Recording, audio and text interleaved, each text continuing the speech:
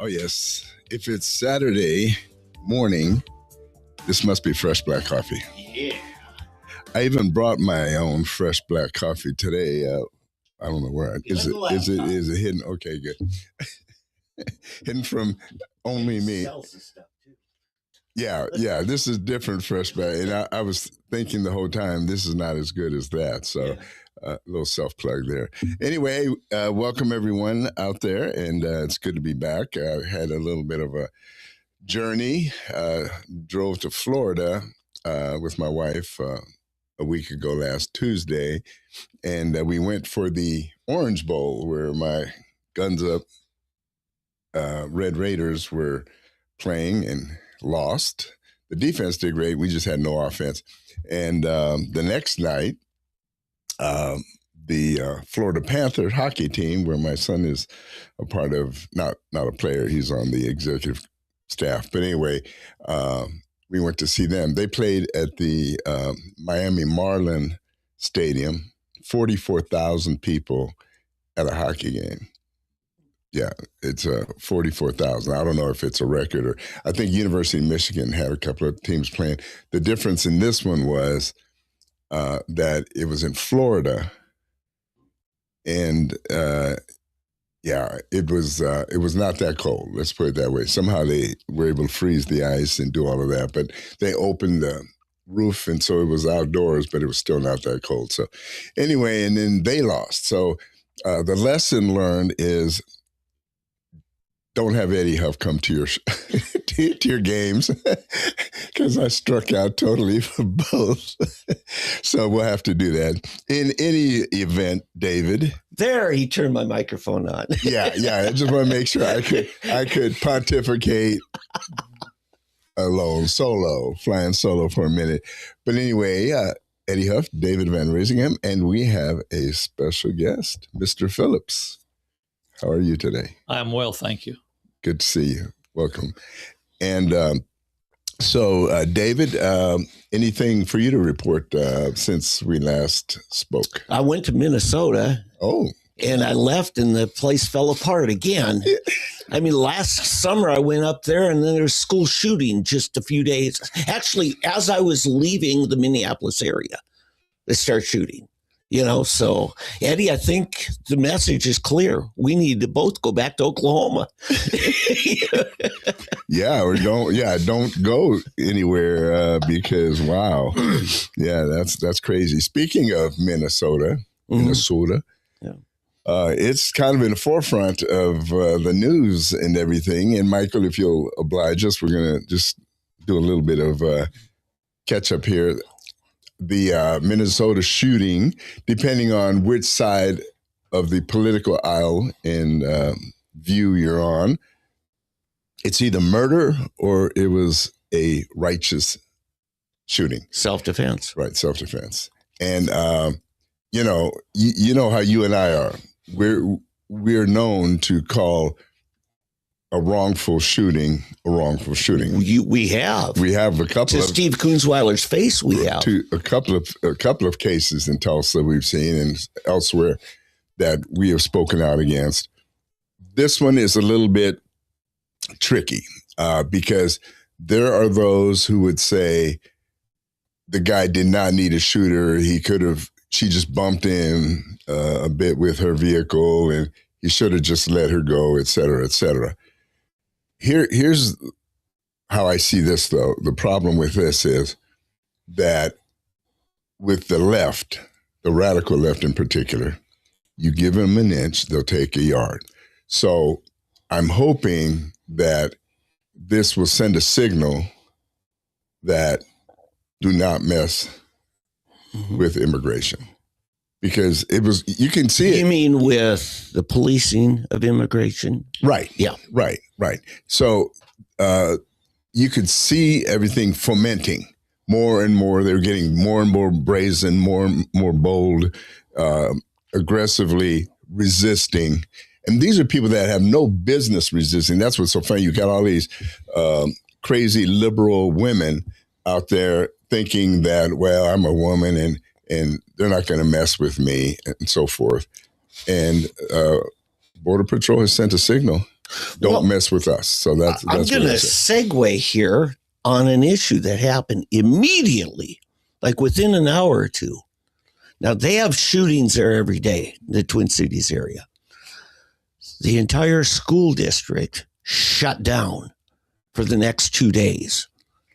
Michael, if you'd been on that school board, would you have voted to shut down all the schools? Absolutely not. Okay.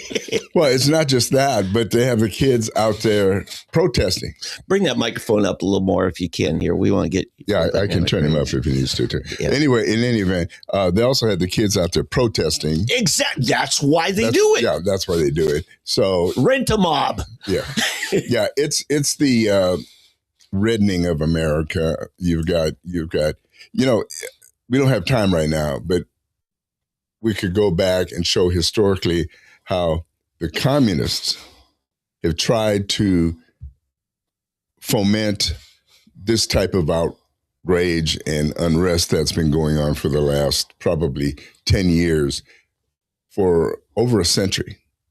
The latter part of the 19th century and the entire 20th century, the Communist Party, the brains behind the whole thing internationally, have been trying to get America to this point. I taught at a private school just 4 miles from where the shooting happened, and the private schools didn't shut down.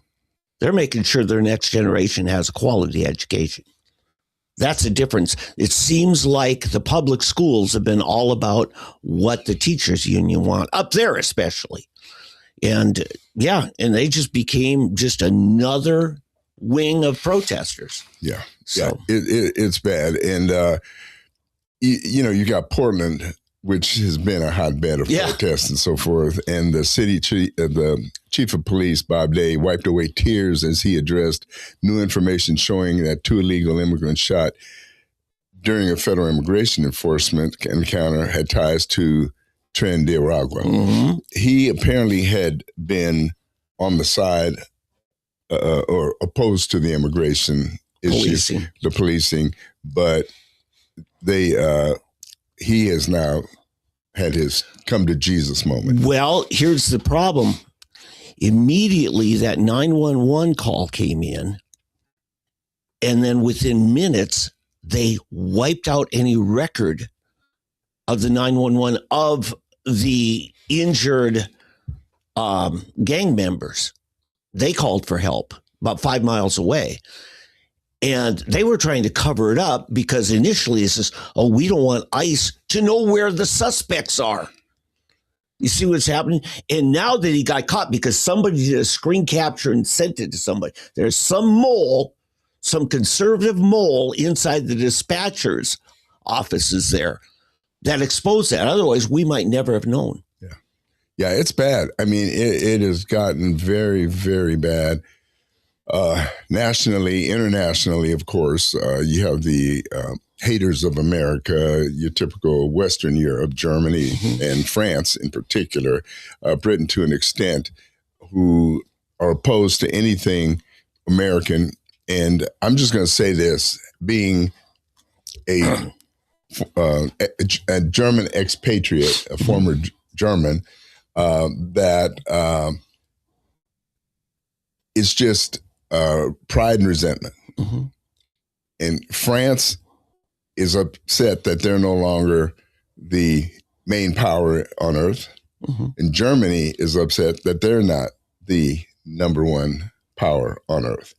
And for a minute with Angela Merkel, the Germans had their moment in the sun because she was seen as the new leader of the free world. But she can't even lead a free Germany. Okay, or couldn't. She's not there anymore. And so that's what this is. The Europe hate towards America is totally because of what the German call Deutsche Stolz, German pride. Their pride. And the French are just as bad, if not worse. Americans have not been that welcome in France for many, many years. But now it's just risen to new heights. And with the whole situation with their immigration problem with the Algerians and other Moroccans, and same in Holland as the Moroccans there that have immigrated there and multiplied, and they live in these ghettos, which I think we'll talk about later after we get to Michael. But I just wanted to wet your whistles a little bit on what we're going to be talking about later. Yeah. In any event, Michael Phillips, yes, sir. You have thrown your hat, and I guess your entire being, into running for the Tulsa School Board. Yes, sir. And a state senator, I won't mention any names, but a state senator called me shortly after that and said, someone told me, Michael, that you just took a crazy pill. That's true. I did. Well, yeah, politically, it takes a lot of guts because you and I live in the same part of town. In fact, you're the one I'm endorsing in this race. You are, my candidate. And, it's tough because with the projects, Section 8 at 61st and Peoria, in the whole flood, that's turned from a solid red district in the House to solid blue, but nonetheless, you've got some sensibilities. What did you do most of your life career-wise? I was a math teacher for Tulsa Public Schools. Bingo. Where'd you graduate from high school? Where did I graduate? Yes. As in retired, or where did I graduate as a student? Student. Central High School. The same one Paul Harvey went to. Yes, sir. Yeah. And then you taught at Central. For the new campus. For a while, yes. And then where did you finish up at? Edison. So it's in the area. Yes. Great. And then you've been involved in a lot of other community leadership roles, I know, in private groups and stuff. Yes, sir. But you clearly have a historical understanding of Tulsa public education. Yes, sir. Yeah. Yes, sir. Good. I didn't realize how important the school board was. To me, the person that was really causing a lot of problems for me was the building administrator. Mm-hmm. That's the person I saw every day. And he was the person who was trying to enforce the law on me and even enforce things other than the law. That's not the same as school principal? That is, yes. Oh, yes, it is the principal. The principal or even the assistant principals. Yeah. Those are the people that I was dealing with on a daily basis. And I was always thinking that's where the problem was. Mm-hmm. I'm finding out now that where the problem is where those building administrators are getting their orders. Yeah. And they will either do what they're told and make sure that I'm doing what they've been told to do, that I'm taking care of them to make sure either I do that, either I cooperate with them, or they have to take a student out of my classroom and put them in a different classroom because I'm writing too difficult a grade for them. Oh. And I didn't realize it wasn't the administration doing all that or the building administration. I'm finding out it was the school board who was handing down those, because the school board's the ones catching the grief from the parents. Yeah. And I've been in parent conferences before. So they're more concerned about the grade than the education that they've earned. They're concerned about the complaining parent. Yeah. I've been in a parent conference before when I have to prove that the failing grade that I've assigned was the proper grade. And the parent will say, I don't care about any of that. My child has never had a problem with math before, and now he's having a problem with math since he's got you. Yeah. And I'm going to go to my school board representative, and I'll get this problem taken care of. And it's not Johnny or Susie's fault that they're failing. No, we can't. Yeah. But I watched that building administrator follow that parent out to their car, practically begging, please don't go to the school board. But I didn't make the connection. Sure. That the school board was the problem. I think a big part. Eddie, you're not on. Oh, I'm sorry. Okay. I usually have you off. I know. I guess that's your penance. Yeah, that's what it is. Where I see is the problem, not so much that they're trying to kowtow to the parents, but that it's the standing. Mm-hmm.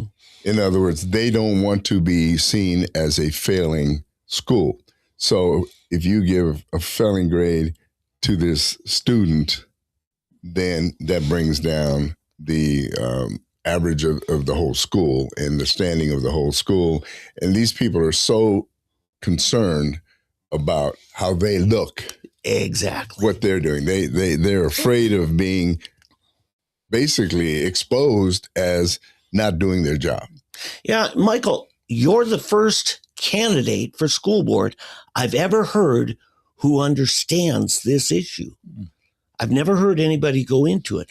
Most people that I've seen run for, I think was it Nancy, there's a Newcomb that was our school board person of our part of town. Yeah, she just didn't understand it. But I just go back 4 years on the school board. Yeah, I've heard names. I've heard names mentioned. Well, yeah, there was one when I first moved down to our area of town. She was like, all the problems with crime in the schools and the atmosphere. And then I said, what about homeschool? Oh, that ought to be illegal. And I said, why? She says, well, those kids aren't socialized. And I said, I don't send my kid to school for socializing. I send them for education. And if I did send them somewhere for socializing, after all you've said about the problems with crime in our schools, that's the last place I'd go. I painted her in the corner. It was awesome. So, Michael, where do you see the main problems with the TPS and that the school board is not doing their job and that you want to bring some different aspect to it? That the union, and I don't show nearly as much contempt for the union as some teachers do, but I see a purpose in the union, but I think they're going way beyond their purpose. And but the union, the school board, and the administration are all getting together real well. I don't think they should be. I think there should be some arguing there. It's not so much that arguing with the parents arguing with the school board. That's not so much the problem, I believe, as the other three should be arguing with each other. Which would mean then the union shouldn't be getting everything they're asking for. There you go. Generally. And sometimes they don't. Sometimes, I've seen one time at least in the last 4 years that I've been watching the school board, I saw one time when the union didn't get what they wanted, and that's when they wanted those 10 wannabe teachers, the 10 wannabe teachers at the school that the administration wanted to hire. The school board wasn't wanting to. And I'm not certain of this, but I think the problem with the wannabe teachers that they were going to pay less than they were going to pay the certified teachers, but they weren't going to be. I believe the problem was with the union that they couldn't join the union because they're not certified employees. Yeah, and the vote passed, with I think it was 4-3. So they had people voting both ways, which flies in the face of what I'm saying about the three of those three groups working together. Yeah, they don't always.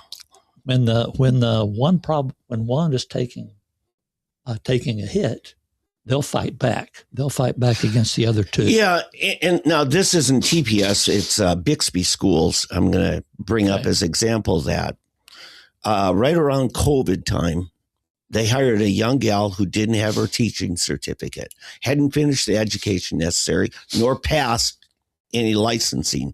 But she was cheaper that way, and Bixby hired her. And she wasn't there maybe a year. She got busted for sex crimes with students. Oh, no. It's a thing. If they don't have skin in the game and at least the fear that my career could be down the drain if I don't behave. Okay. And, there's a reason we have certification. I understand. And in fact, that goes against what I was thinking. I wanted those 10 people to be hired because I've been in the situation where they come around, the secretaries come around in the building and say, we need you such and such an hour, or whenever your plan is, we need you to cover a class. And sometimes they say, and when I say, okay, and I always said, okay, because I wasn't about to, wasn't about to cause an enemy make an enemy out of the secretary. Sure. I need some friends. Yeah. So I always said yes. And on occasion they said, okay, you go to the gym on your planning period. And I go to the gym and there's 3 or 4 classes in there. In the bleachers. And all I'm doing is breaking up fights. Yeah. I saw those 10 people as giving me relief from that kind of a situation. Fair point. That's a fair point. I think that if I'm a parent and I find out that my child spent 1 hour in the gym when they were supposed to be in English class or in history or any other class, I'm going to be annoyed. Who's teaching the class in the gym? No one. Yeah. No one was teaching. That's true. And I'm thinking those 10 teachers might not be what the union wants, but it's what the school system needs. And I'm thinking they could probably use 100 of them. Yeah. And I wouldn't care if they did. Well, but I heard your argument too, though. I heard your argument about having something to take away from the people. Well, now I'm going to jump over on your side on this because I had an next door neighbor that World War II veteran. He worked at the military Camp Ripley up there in central Minnesota. And in his older years, they needed, because back then we had real shop classes. We had wood shop, we had metal shop, and he was fantastic for metal shop. This guy didn't have a lick of college education, but he was the best teacher we had in metal shop because he had a career of real world experience. And I think we're missing something there if we think that it's all about going to liberal arts school and no real world experience. Let me give you the opposite side of that verse. Yeah. I'm all with you on that one. Okay. I'm all with you on that one. But the opposite argument is that a parent comes and bragging to the administration, I'm so glad that my child has a driver's education teacher who has a PhD. It's like, he's going to be a truck driver would probably be better at that.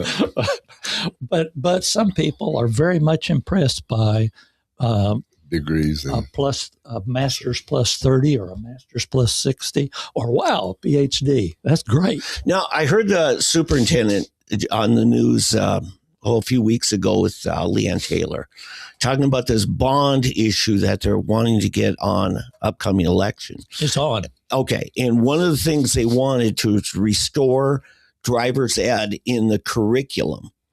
Now, I'll say this. I know it's expensive, but when I went to high school, they taught the classroom part, not the behind the wheel. That was a summer thing you had to pay for. But it was a non-credited class. And I think it's just asinine because you want to prepare a kid for the working world. One of the most important things is, can you get your butt from home to work in time, reliably? I think driving is one of those life skills that should be part of our core secondary education. Okay. So, but not necessarily by a person with a PhD. I agree. Yeah. But that's a joke, by the way. Right. But I think when it comes to the bond issue coming up, wherever you are on that as a whole, there are parts of it we've got to agree would be some good outcomes if it was done right. And I don't know what to tell you about that $600 million plus. I don't know what to tell you about that. Other than my temptation is, and I know it's supposed to be the bonds go to a certain spot, go to, or maybe a half dozen different places, and that's where they have to go. But I don't have confidence that that's really going to happen. One of the problems is the bond money is not used directly for education. The bond money is for all of the extra curricular. So the actual education money comes from the state. I have a friend named Larry who's you all know who I'm talking about.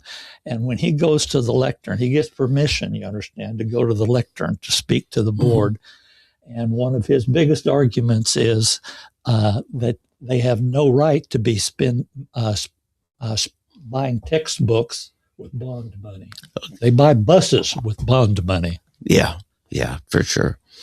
Not textbooks. Bonds are for capital improvement, long-term investment things, not day-to-day football stadiums, Yeah. See, field houses, Yeah. gyms that they play basketball in, tracks, soccer fields. Roofs. I can go with roofs. Roofs on buildings. Yeah, roofs on buildings, yeah. Yeah. But yeah. See, Eddie was with Union. He was the varsity coach of boys soccer. So, and yeah, he was told, you got to tell us this big list of needs because the folks in Union will, if it's sports, they'll vote for it. Look at what they have today. Look at that stadium today. I was chastised for having too low a budget. Exactly. All the things we already had that I wanted new, we just got them new last year. We've got to get them again. Just pump that thing up so we can ask for as much money. I mean, it's crazy how the mentality, and I'm talking people that I really respect that have this. You get into this whole entitlement mentality. Yeah. For example, I mean, this is unrelated in some sense. Senior citizens, the most conservative people I know. One of my friends, just as conservative as can be, just very radically, but don't touch my Social Security. Don't mess with this or that. Just had gotten so used to. You owe me this. You owe me this, And to some extent, yes, the problem is what they owe you is not what you're actually experiencing or getting. In other words, Social Security was not, remember, it was originally a temporary thing after World War II. Right. It was a temporary income for mainly after the war vets getting started to boost the economy and help people along until things got settled back in. And then somebody realized, hey, there's votes with this. And it's like everything. Yep. But anyway, you've got kind of a fight ahead of you, but you sound to me like at least this, the deal. You were actually an educator. I think some of these school board people, in fact, I've been asked to be a school board person. I said, you don't want me on the school board because I would tear the whole thing down. I would be fighting in there every time. But you actually know. See, and they could come at me. Well, you don't know. You're not an educator or whatever. That's a hoax right there. Yeah, you are an actual educator who knows what's going on and what needs to be improved. But in a sense, I believe they fear you more than they would fear someone like myself because you actually know the deal and can expose some of the things that are going on more readily than I can from the outside. So it's really good. I was driving through our part of town up east of your house and saw a couple of your signs and I thought, Michael's getting out there. Right. I think you're being well received, Michael. How do people get involved or ask you questions or connect with you? Why don't you talk to the people about that? Well, my phone number is 918-760-8112. And I've been told that at the end of the election, I'm going to have to get a new telephone because that number is going to be no good. It'll be so tied up, people won't be able to call that number just for people wanting to harass me, people who have nothing to do with education, I understand, but they just want to harass me because I'm a Republican running for an office that's supposed to be reserved for a Democrat. But that is assuming, of course, I win. And I'm not making that assumption. I'm just making the promise. I'm just making the promise to anyone who contributes to my campaign that I'm going to do what I can do. I'm going to do everything humanly possible. And I don't want to beat the drum too long for money. And the reason for that is because I've seen occasions when I've donated more money than I should be donating to a campaign just because I want the candidate to win. And then the candidate comes in losing 3-1. And I'm thinking, wait a minute. I want my money back. Well, and I want to say, in fact, want people feeling that way. I'll be making a donation here on this. If somebody wants to put their sign in your yard, those signs cost a few bucks. And if you really want to help him, cover the cost of your own sign at least, please, if you can. He'll still put up a sign in your yard regardless, but let's at least try to help get a sign presence out there. Let the Democrats who think they own our district know that they don't own all of us, right? Okay, when's the election? April 7. All right. There's no there's no primary because there's only 2 candidates in the race. So we go straight to the general election in April. All right. Good. And then if they want to help you get signs out or anything else, they call that phone number again. What is it? 918-760-8112. And texting works great too. Yeah, absolutely. Yeah, texting's best. Yeah, just include your name so that he can, identify the phone number with a person and get back to you, because you can make a huge difference in these kinds of campaigns. Correct. Yep. Correct. All right. Well, Michael, thank you for coming in. Can I give you my spiel at the door? The spiel that I give them at the door. Yeah, let's hear it. Right. The reason I filed for this office, when I promised myself I would never, ever run for political office, but I saw a desperate need this time.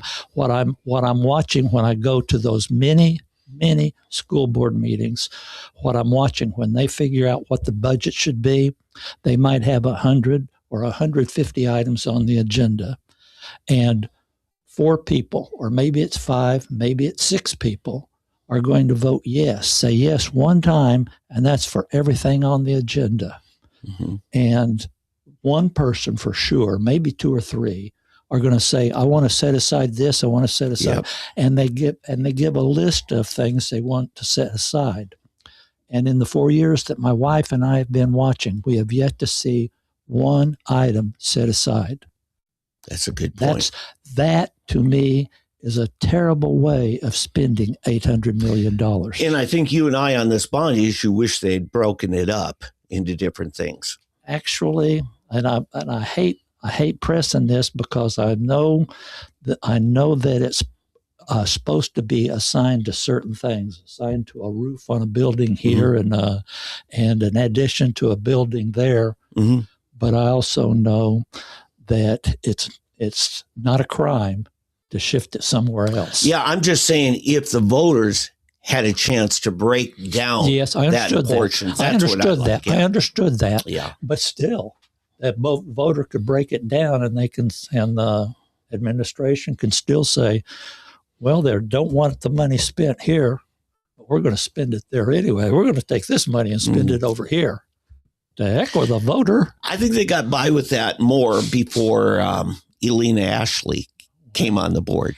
And while I've got that, I never mention her name at the door unless they do. Mm-hmm. And then what I say is, she's the one who's using her judgment, and her judgment is first thing. Yeah. And they hate her for that. Of course. They've got their own judgment, and they want her to use that. She's off the plantation. That's what's wrong. There you go. Yeah. And she's trash. Her reputation is trashed because of that. But not by the voters. My heart. Not by the voters. I hope you're right. All right. Well, Michael, thank you again, and good luck to you. And we'll find out here in just a couple of moments. Music. Take all right. Break music. Okay. We'll start early with this today. Yeah.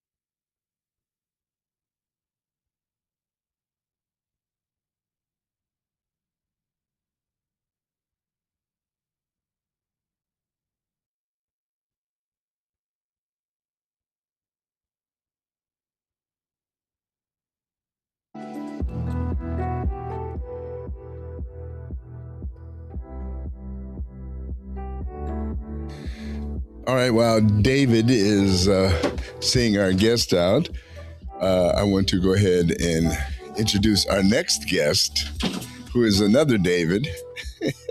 I'm overrun and overpowered by Davids here.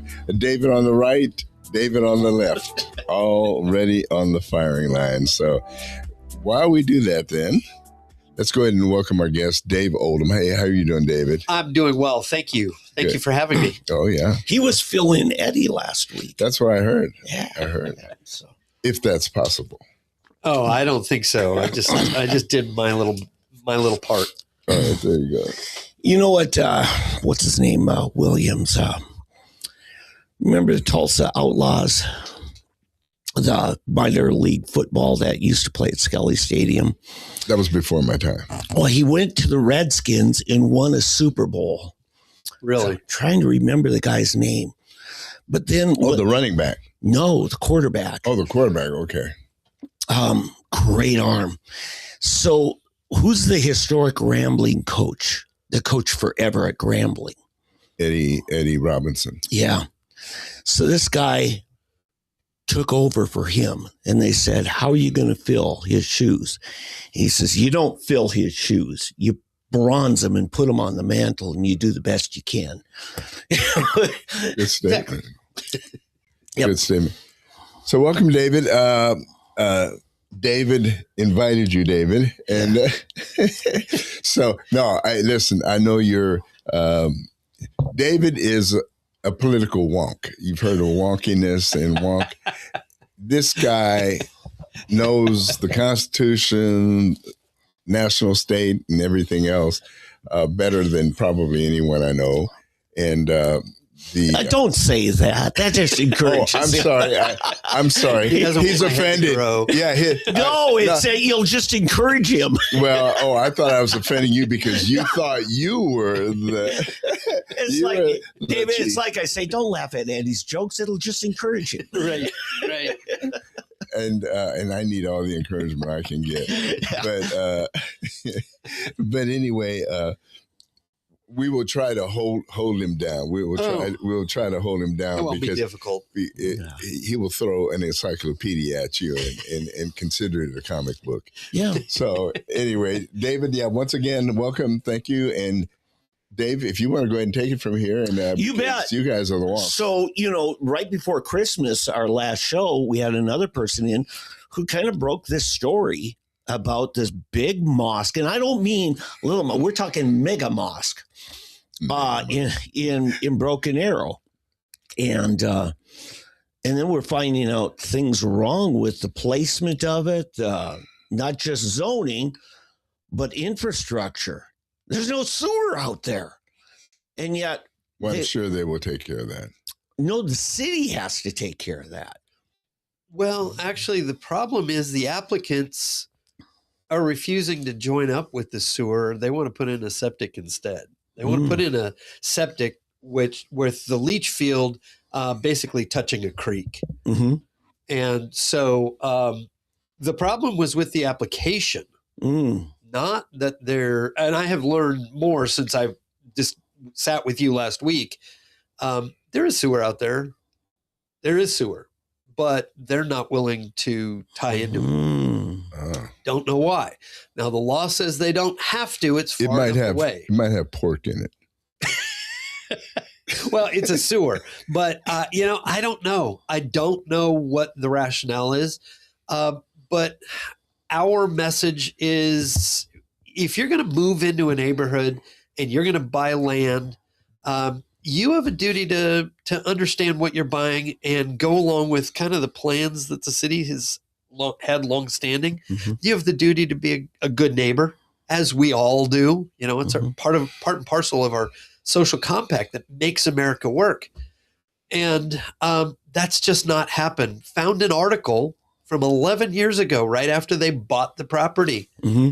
And at the time, there was no plans for another place of gathering at this corner, and certainly not in the minds of city planners for a really large worship center of any kind in this location, yet they bought the property, they got a good deal on it, and they decided they were gonna throw up a mosque. And they've been talking about it for 11 years. 11 years ago, they had this plan. Oh, So sure. and so this is nothing new for them. It's kind of a spit in the face, if you will, of the neighborhood and the city and everything else that's going on. Look, we got our hands on a piece of property. Now you got to do what we want. And that's kind of the way it's been shoved down our throats. There was no civic engagement by the applicants before the mosque application was actually presented to the city. In fact, from city people that work for the city that I have spoken with, they were caught blindsided. Mhm. They did not expect it when it came through. And so there's just so many things. It's screaming not the best neighbor. Mhm. And then we have so many problems. We have traffic problems that cannot be fixed. It's a 2-lane road. They're going to be holding events that, according to their article 11 years ago, was going to host up to 4,000 people. Mm. And they were talking about building this out so they didn't have to rent out the civic center or the fairgrounds or something like that for some of their events. And so they're going to put up 750 parking spaces. Ooh, that's So- spaces. And you imagine if there's 2 people in each car. Right. Now we're talking 1,400. That's 1,400. Well, he's talking about 4,000. But you're talking at some events. Yeah. You're talking 4,000. Now Sure. we're talking encroachment into other properties. Right. Hey, we put on our meeting last Tuesday, which thank you for helping us, letting us talk about it last week. But we held that, and parking overflowed so badly. People were parked along Olive Avenue. Ooh, that's 2 dangerous. lanes, no shoulder. No, they yeah. they literally were parked along there all the way almost to 121st Street. Some people parked in the golf course and walked. I mean, and that was for a little event that we had 350-ish people, Mhm. or maybe a little more than that. But Let me ask a question. How far is it going to be from the new amphitheater? Oh, 2 miles. couple No. miles. Okay. Yeah. By the way, so David Engel's ministry, Walnut Grove Church, is right along there. They're the next property south. Okay. Well, that's the Little Links That'd be interesting. Golf Club is right to the south of David Engel's. No, they're the south of the mosque is David Engel's. Then south of that is Little Links. Okay. So this is closer to the highway. Oh, it's the first thing you Oh, yeah. would come to when you come off the highway. That's what you see.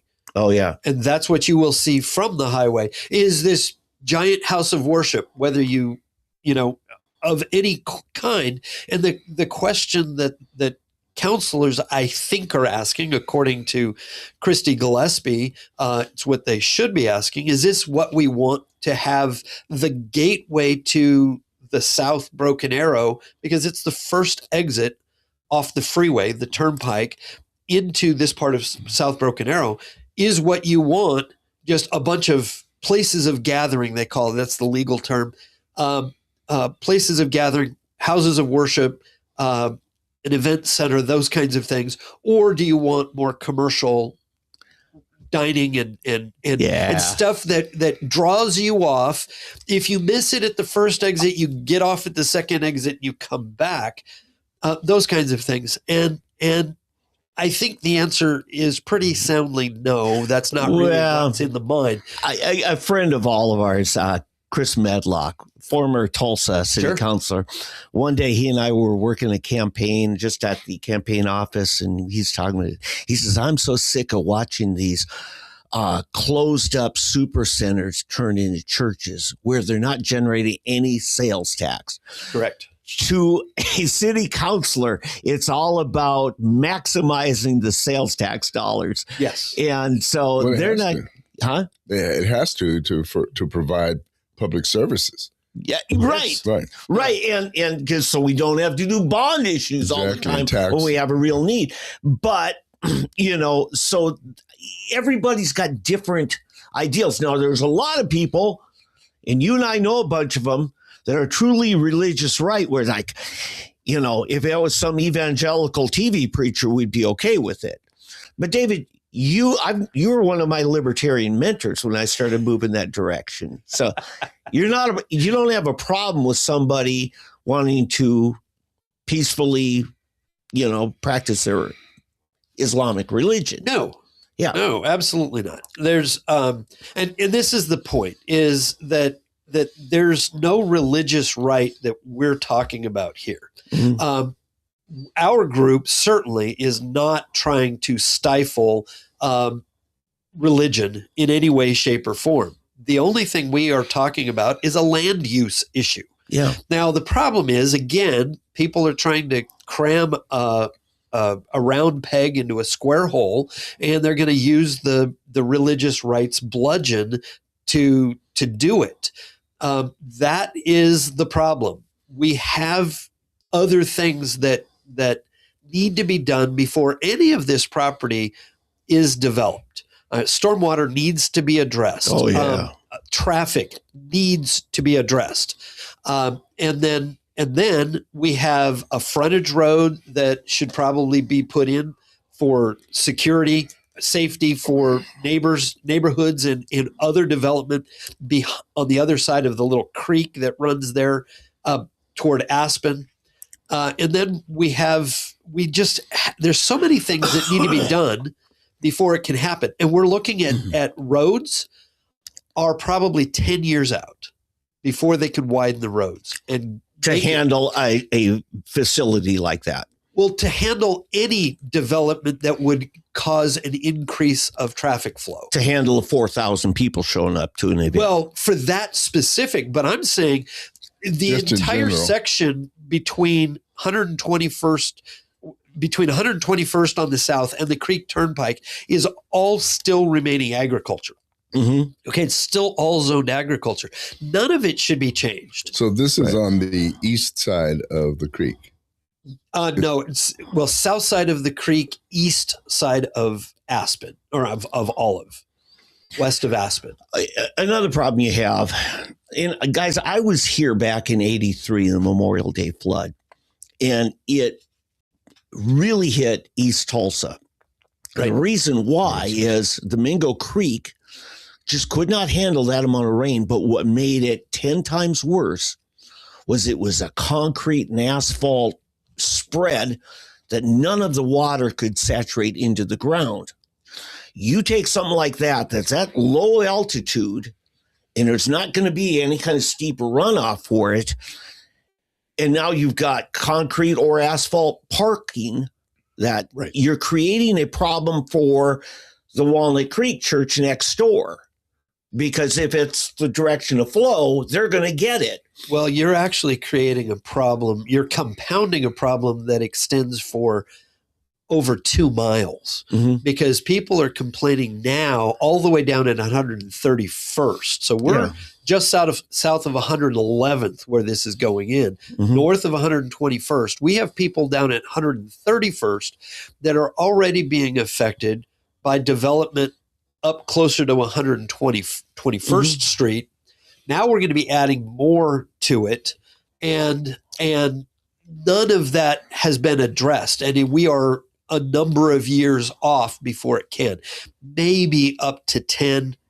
I don't know. We might be able to see it sooner than that.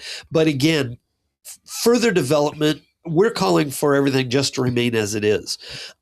And if that doesn't work for them, if they need a bigger building, then they should buy an appropriate plot of land. If they want to go somewhere and not have to deal with zoning, they need to be out in the county somewhere where they don't have to deal with a city and the proximity to everybody else. But they also like that. Okay, so we're talking stormwater, we talk sewage. Now, the next thing is, how do you get 700 cars in and out of a facility? How many exits and entrances are they going to have? They're going to have 2. They're 2. They dump right out on the 2-lane road. Olive. On Olive. Yeah. Yep. Okay. And their primary use is for prayer times at 1 p.m. So they pray at 1 p.m. and they're dumping out right about school let out time. Yeah. We're dealing with the logistical and practical issues. Right. My issue is a little different because we've seen what's happened in Detroit, Minneapolis, now Plano, Texas is the next one. Sure. So what is happening is, and I don't fault the people, the current residents of the place, but we're seeing a pattern of what happens. A mosque comes in, and then the Muslims begin buying houses because your regular inhabitants don't want to be near the mosque. Now there, I think it's a little different because they have the call to prayer in the middle of the night and everything. Somehow, I don't know how the Plano City Council didn't do something with a noise ordinance about that. Right. But so you've got the non-Muslim community said, we can't put up with this, so they're leaving. Right. And so now you end up having a ghetto, an Islamic ghetto developed there in Plano, Texas. You have it in Detroit. You have it in Minneapolis. You have them everywhere. Sure. And so this is the thing that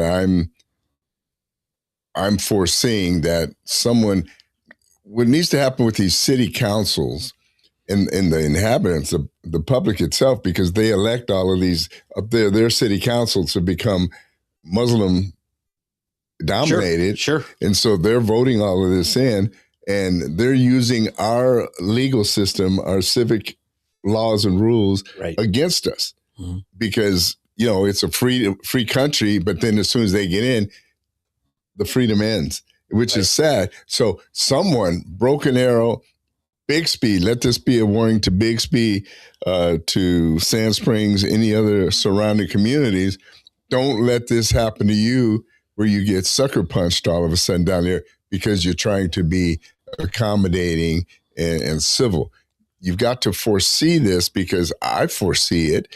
I foresaw it in the late 70s and late 80s, but we have got to start taking a stand against the encroachment of Sharia, essentially, because that's where it's all, that's the real issue. We don't have anything against Islamic people.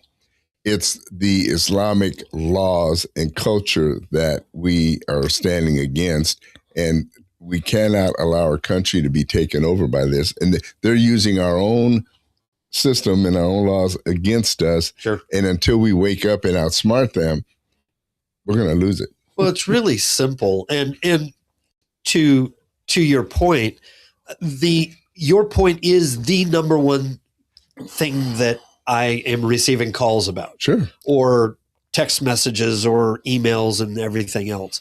The concern is the tyranny creep, as really is what I would boil it down to. That's a good point. Because if we address it as tyranny rather than religion, if we address it as unconstitutional, because these while you can't necessarily say Sharia is illegal or unconstitutional, because nobody can actually pin down what Sharia is, because there's the Shia Sharia, there's the Sunni Sharia, there's the this and the that's and all the flavors. Nobody can pin it down, but we can pin down some of the specifics.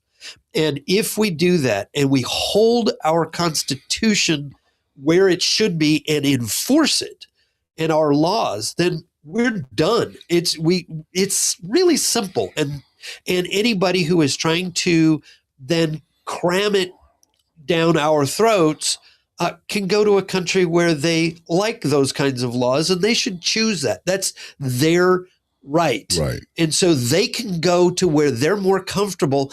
This is a place where we are going to have freedom of the individual, freedom of speech, freedom of religion, and those are going to clash in so far as we're going to have speech contests about the religion.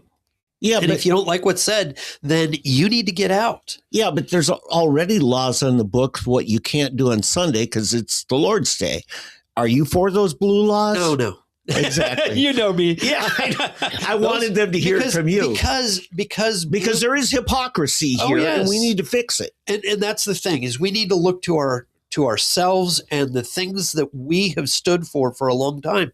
I would add prohibition into the blue laws because they're part of the blue laws.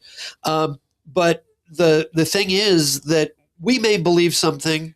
I literally had a former OHP officer who we all know, and he literally told me that he thought prohibition was in everyone else's best interest, and so he was going to shove it down our throats and make sure that we couldn't do what he thought was bad.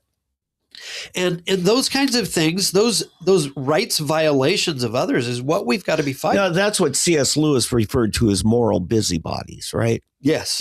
Okay. And I know you love to quote that. Yeah, I do. And because it's absolutely fabulous and very true. And so it really, again, it doesn't matter the religion if they are tyrannical. And I would put in of this day, in years past, and I've learned it's a pejorative or supposedly a pejorative, our founders were concerned about papists. Yes. Because because of where their allegiance was, and that the Pope was still wanting to be a political figure. Well, that runs counter to having a peaceable country. Mm-hmm. Now we have a direct, people are concerned of really abject tyranny and life and limb with Islamists. Mm-hmm. But when we look at some of our own, if you will, we have Christian dominionists who want to impose their own form of tyranny on the rest of us, and that can't stand either. Right. I'm glad you said that, David, because we got to be fair. Yeah, right. Yeah. It's how we get along. If we just get along, it's really easy, and you can't be. All right. The funny thing is, you were in last Saturday morning. Eddie was still on the road, and we had just invaded Venezuela. We had to talk about that. Yes, we did. So you left here, and then the next event on your schedule regarding this was Tuesday. Yes. Now, I figured if you get 100 people there, that's success. How many did you get? I think it was conservatively 350. Wow. And I think it was more than that, but we turned in over 300 forms. Okay, let's talk about the forms, because I had encouraged you to do some kind of focus group. Well, you got them there, of what issues are most important with them regarding this. Right. And you got how many forms turned in? Around 300. Around 300. So just out of that event, but we literally ran out of forms. We had to have more printed and brought in while we were holding our meeting. Yeah. And about 150 forms left, many of which, these green forms were going to be just put on a copier and they were going to make even more copies. So I think there are probably close to 1,000 forms floating around. Wow. Right now. Now, you didn't make this form. No. Who did? This is the city. City council. The city council always has a form that they will use for if you want to weigh in on an issue. Gotcha.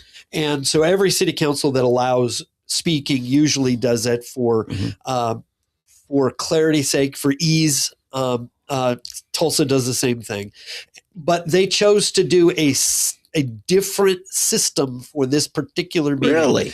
And so what they abandoned the normal form. If you look at the green form, it's got a box that says opposition, and it's checked for you. And then it just has a place for you to write your name and your city and state. You don't have to put on your address. And then whether you wish to speak or not before the council. When they meet. Which will be Monday the 12th. That's this coming Monday. This coming Monday. So we've only got a couple of days. And those forms then have to be turned in advance of the meeting. Starts at 6 p.m. So county clerk or the city clerk really needs to have them in hand by 5:45. Gotcha. They say 5:50, but if you're not trying to get them in their hands by 5:45, you could be late. Yeah. And so we will have volunteers with clipboards and more of these forms to fill out as you come in the door. And so you can fill one out if you haven't already, and then get inside the building and get seated. Go ahead. Yeah, let me, I'm going to change direction a little bit. Sure. It'll still be in context.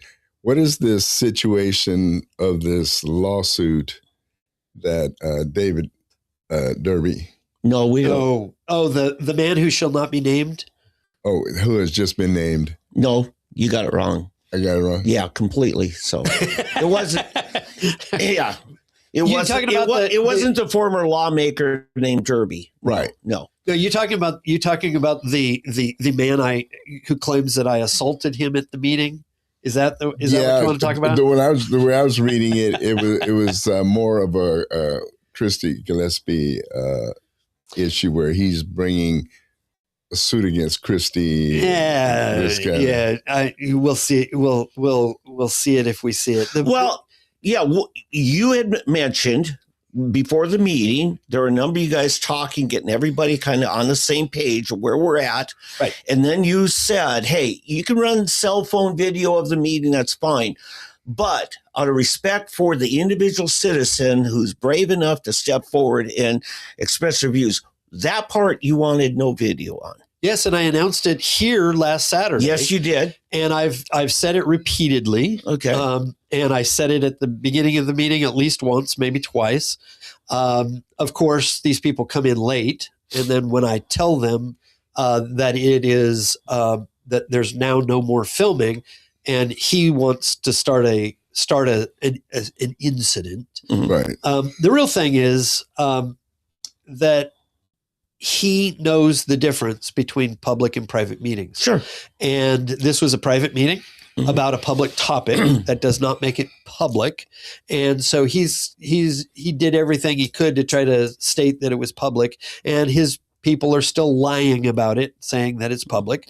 And nothing could be further from the truth. This was, and everybody else in the room, except he and his minions, actually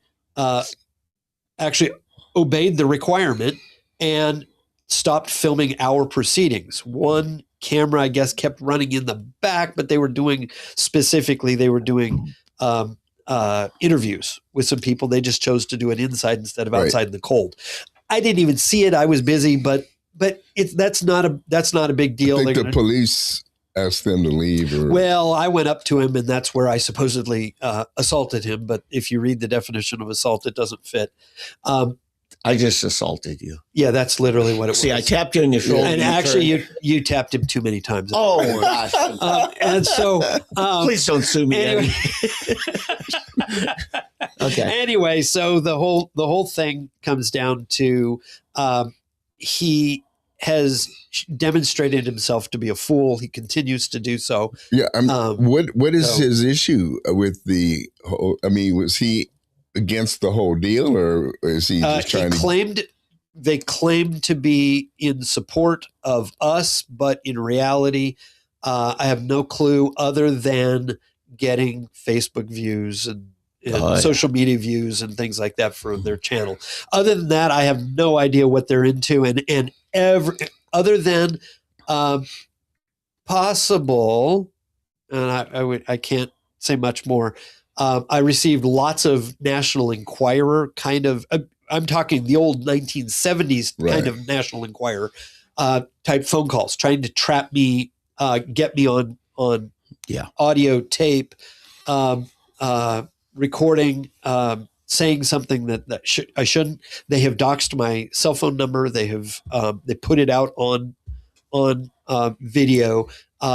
Played a recording that one of them had as he was pretending to be a supporter who was taken in by the thing, and I was trying to convince him that he shouldn't be listening to the guy he's actually working with, because of the foolishness, because of the lying and the deceit and everything like that. So that sort of stuff's out there. I couldn't care less. We have an issue to win, and we will do that come Monday. And my apologies to our former state rep. Yeah. Poor Mr. Derby isn't even alive to discern. Well, his father also was a lawmaker too. So. Yeah, I apologize for some reason. I don't know why. To defend himself. Yes, so I do apologize. But I'm using we loved David Derby because he supported us when we needed it to save elections. I thought very well of him, and I can't. So the real name is the name that shall not be mentioned. Right. Okay. Yeah. For this particular, you can talk about him as much as you want afterwards, but I'm not going to.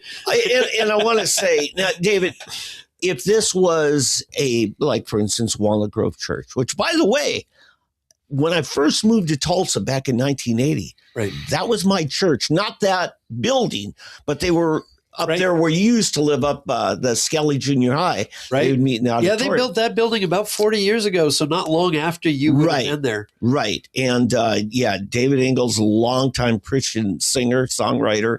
And my parents have all his music. I mean, really. Right. And I knew his daughter pretty well. And and they started the church out there because when they got their radio license, in fact, that big radio tower on the Rhema campus, that was for him. Oh, I didn't know. Yeah, Kenneth Hagin said, hey, you need a place big enough to put a tower. We'll put it in here on the campus. And so that's why it's there. Just a little bit of how close that church was with Rhema's ministry. Gotcha. And stuff. So, because they used to travel together. I saw both of them in Minneapolis while I was teaching at the Christian school there. But anyway, if it was a small congregation, small building, small footprint, small parking lot, I don't think you and I have a problem with it. It's the size. It would be easier, but I can tell you that I think the city would have a problem with it.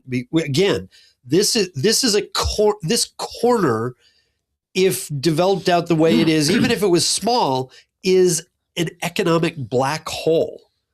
And that is the problem because places of gathering bring no sales tax dollars to the city whatsoever. Okay, now I'm going to go someplace with it. And the problem is the city runs on sales tax. In Oklahoma, it runs on sales tax 100%. And so the problem here is we're talking black holes. Spread them out, it would be a little bit different. The vision is to have commercial, and this is just all that space. You just can't do it eventually. Once it's built, once it goes in, it ain't changing. Yeah.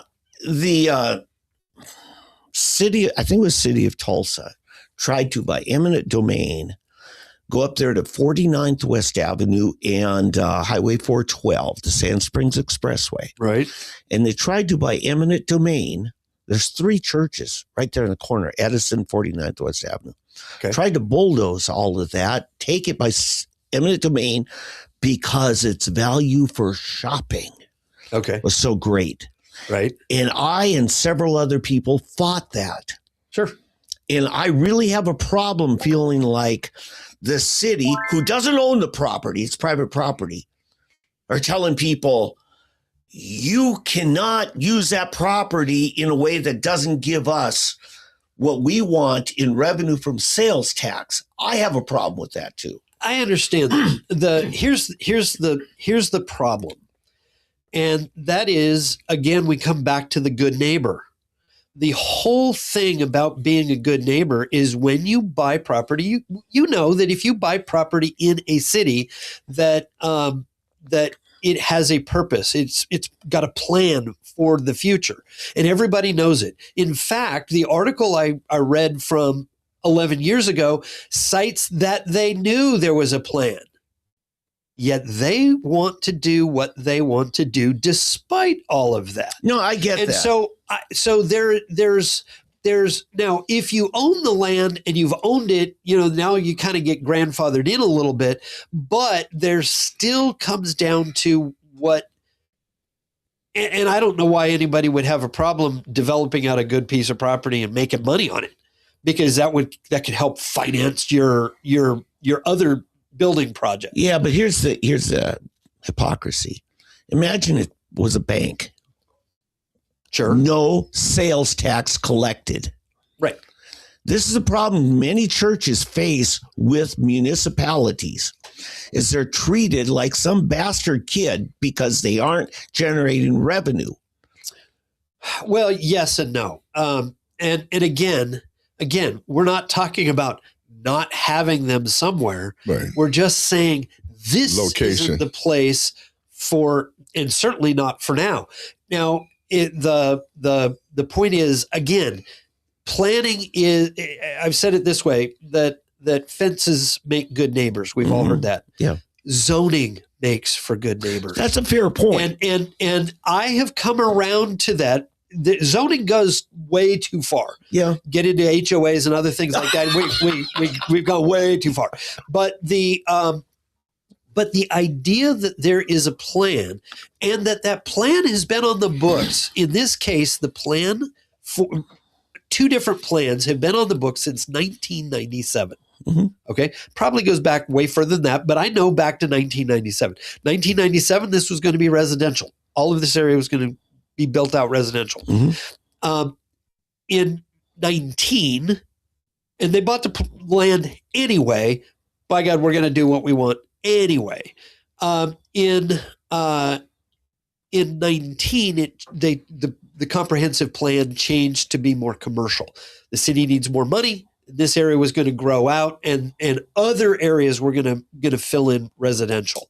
So the plan changed a bit, but you know what? Never was ever considered or would ever fit in that spot a large worship center. Mm-hmm. Never. And so, but yet we're gonna beat religious rights over your head until you let us do what we want with it because we bought it. And that's the problem that with the not being the great neighbor. And that's where I think there's a lot of pushback because we want good neighbors. We want neighbors that actually care about the community and want to work with the community. Zero engagement and by God, we're going to do what we want. For the last 11 years has been the attitude. That doesn't say great neighbor. Mm-hmm.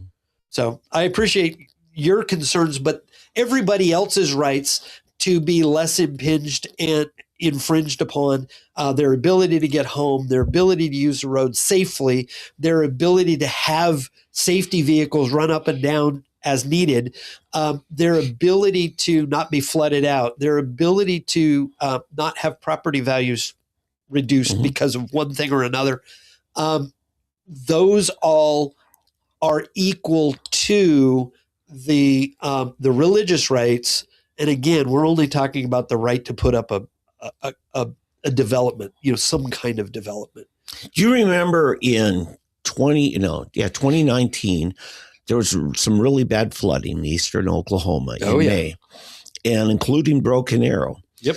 One of my kids had a house in Indian Springs, right, and very close to Aspen Creek, where it dumps into the Arkansas there.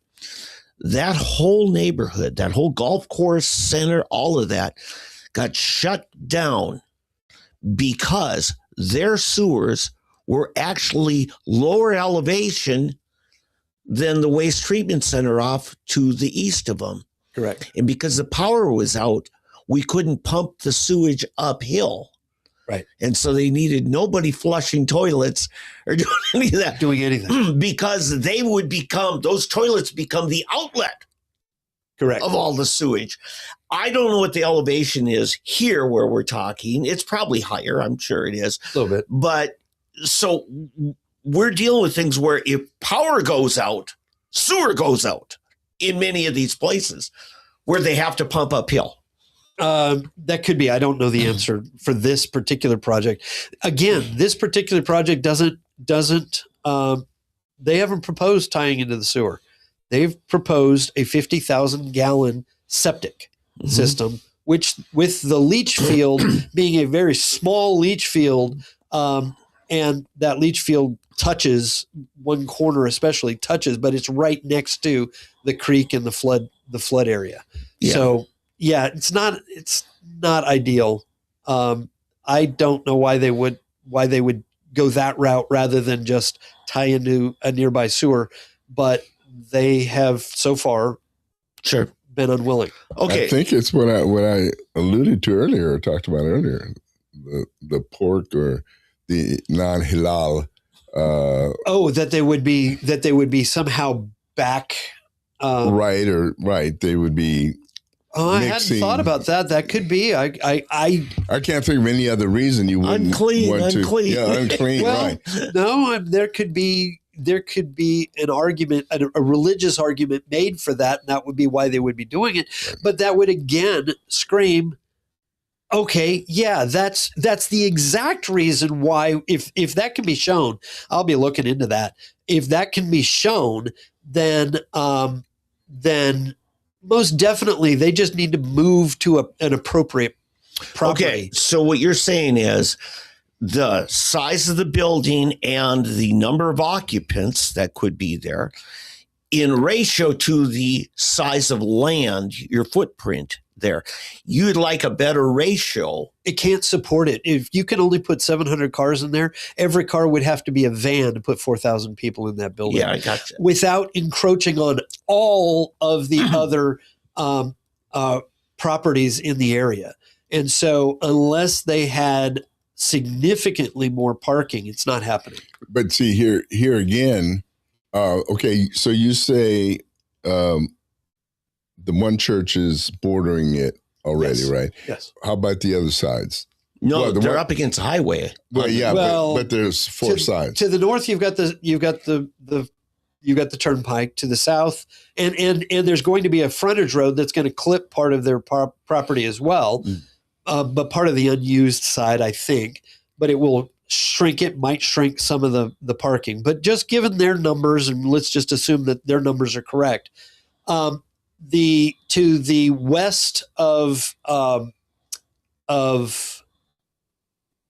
Olive is some private property. It's all private agriculture. There's a couple homes set back a ways, but you're going to get people parking along the side of the road. You're going to get people trying to drive in. You're going to get people trying to enter into the church parking lot unless they put a chain up or something like that. But my point is, I think, see, if they have, the big problem is they have long-sighted vision.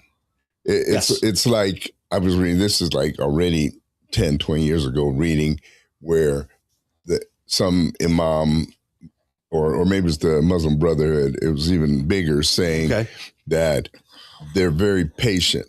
If it takes us 100, 200 years, we will take over. And so essentially, if they're already thinking about all this, and you say this is 11 years old, that 11 years ago they actually got this property, they probably already envisioned buying that other piece of land property that's a field right now. They haven't bought it. No, but it can't. If that's a problem, we buy that land. And then they can expand their parking. They claim they don't have the money. So they claim they don't have the money to do all of the project because... Well, then they definitely should be shot down. But I guarantee you they will find that the Muslim Brotherhood will give them the money they need. Right. Yeah, they don't even have the money to build the mosque, which is what they really want this for.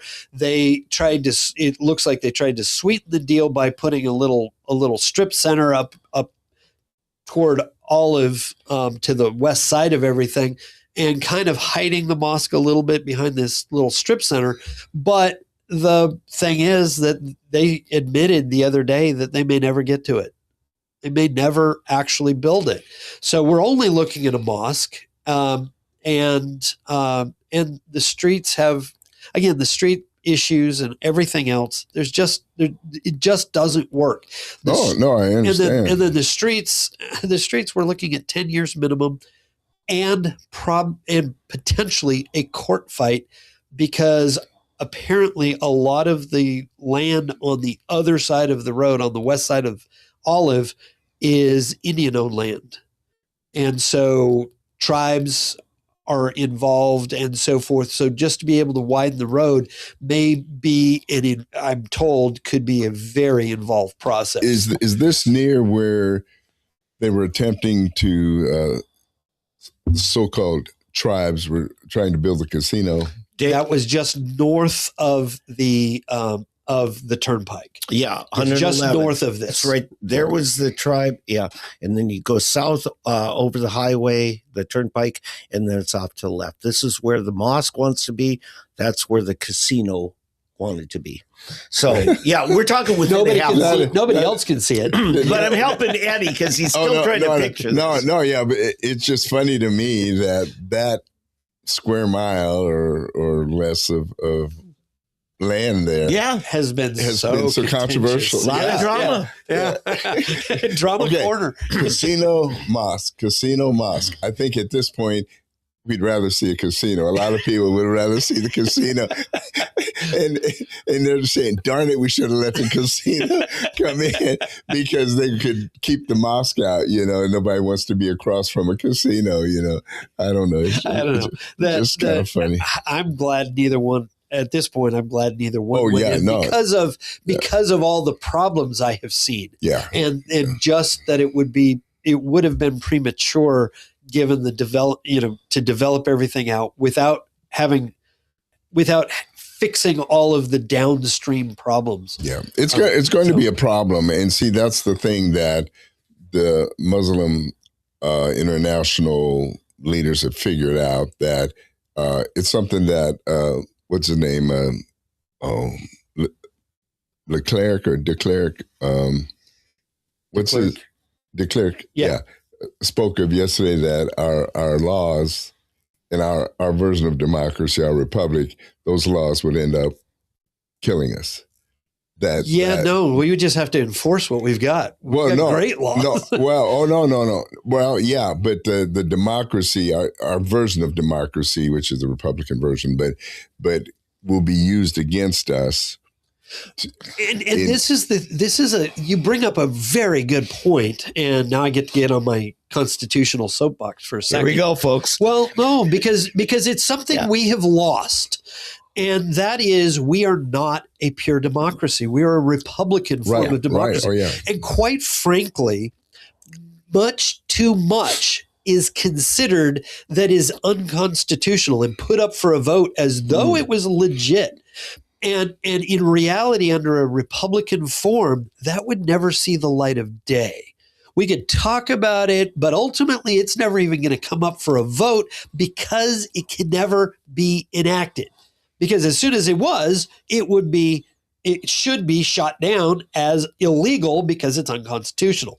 And so we're going to have to get back to thinking like this. There's too much of our government that we allow to run unconstitutionally. We take votes. We have whole elections on illegal topics. And we have one coming up. And constitutionally, that election would not exist if we were actually following. Hey, I want to do this by comparison. 1980, Rhema Bible Training Center had just built some new buildings, and I was in some of those buildings. I was the first class that was there, and at orientation, the mayor of Broken Arrow came out to personally greet us. Sure, glad to have us in. The massive amount of parking that takes up their footprint is huge.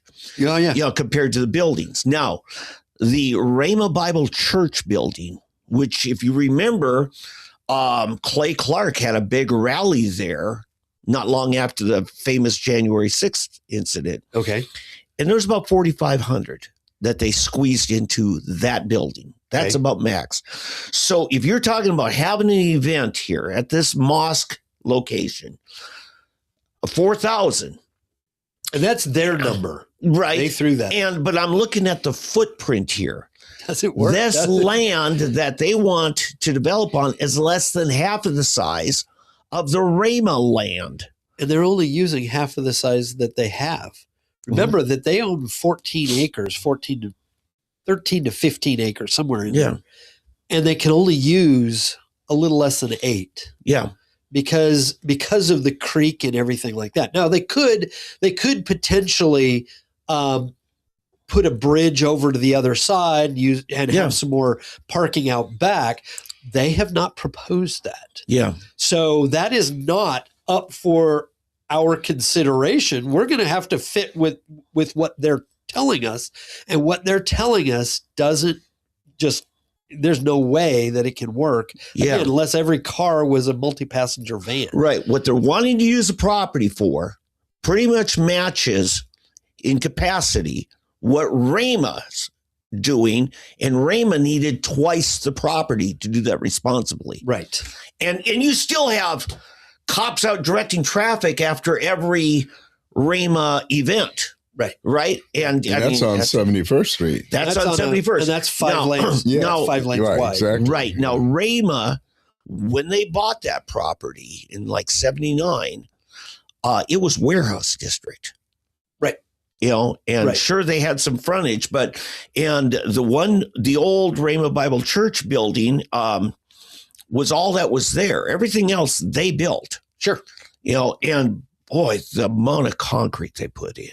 Right. The good thing with Rama is they had a good Stormwater Creek, that park that everybody goes sees the Christmas lights in this park. Oh, right. And that Rama paid for all of that as part of their stormwater runoff. Right. Because they valued their property, and you have to do that when you've got so much concrete where none of it can get absorbed. Well, here's the thing is, again, when you're talking stormwater, sure, everybody's going to be required to deal with the stormwater, but they're only dealing with the stormwater on their property.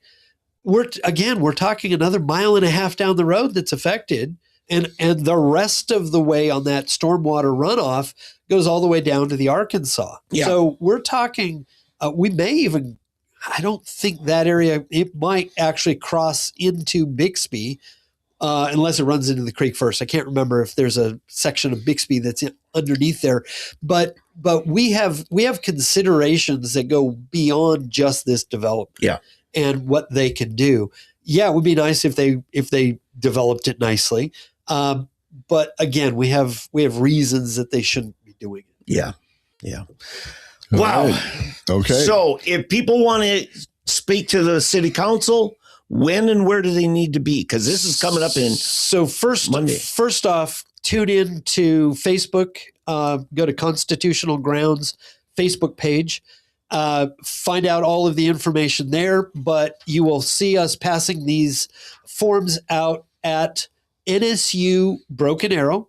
So it will be at the NSU campus in the Administrative Services Building. Is that where they normally meet? No, that is not. It is because of the great response, or the tremendous response, that they have had to move it to someplace bigger. So I think the city council can hold up to maybe 100 people. Yeah. So they've gotten about 850 seats. So you'll still need to show up early. We still expect it to be standing room only.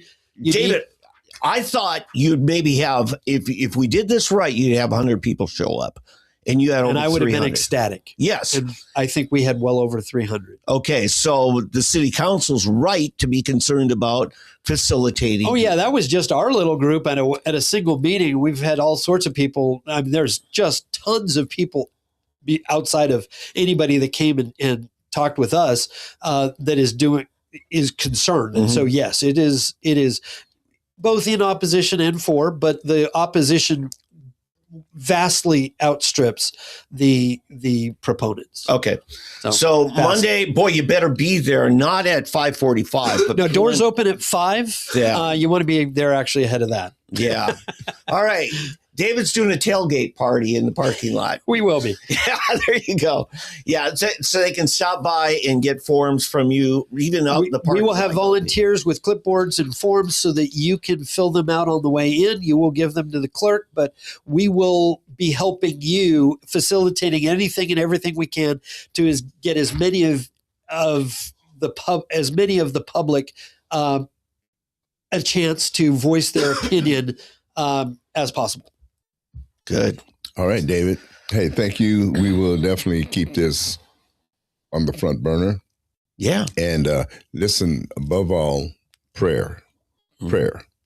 Just pray against this, because we won't get into the spiritual aspect and other aspects of this whole issue. It's rough. Right.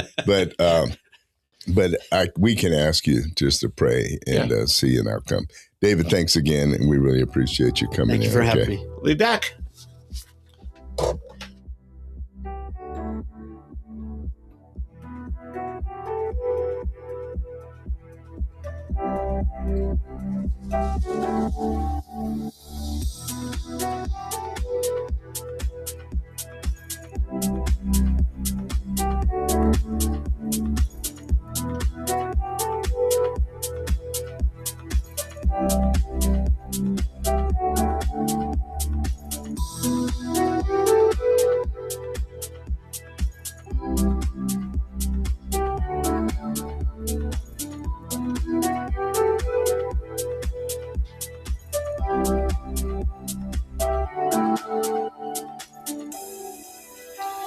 All right, we're getting ready for our final leg of this flight on this Saturday afternoon now. And David is back. The other David, the David V, is back. And this is my black armband. Your black armband. Yes, I'm still mourning Texas Tech lost. I'm not. Okay. I mean, listen, after the beating that Oregon took last night from the same team, or a different team, I'm sorry, it makes our loss not look that bad. And actually, I will say this. It really showed us where the weaknesses were in the Tech. It was the offense. Yeah. Our defense. Well, Oregon, you didn't see it last night, but Oregon against Tech had a masterful defense. Right, but so did Tech. Yes. Because they stopped them on the goal line, and we're talking like 3-yard line. Yeah. They stopped them twice on, in 4 downs. There was one time it was a penalty, and then they stopped them again. So, and if you think about it, remember, one of the touchdowns was an interception. The other one, they fumbled. We kept throwing the ball to the wrong people. Yeah, but it was great pass defense.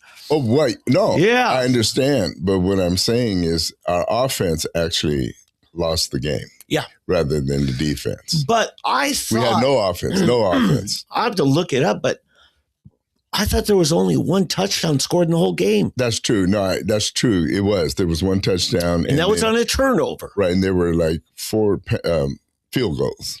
Yeah. Yeah. So Tech kept them out. Right.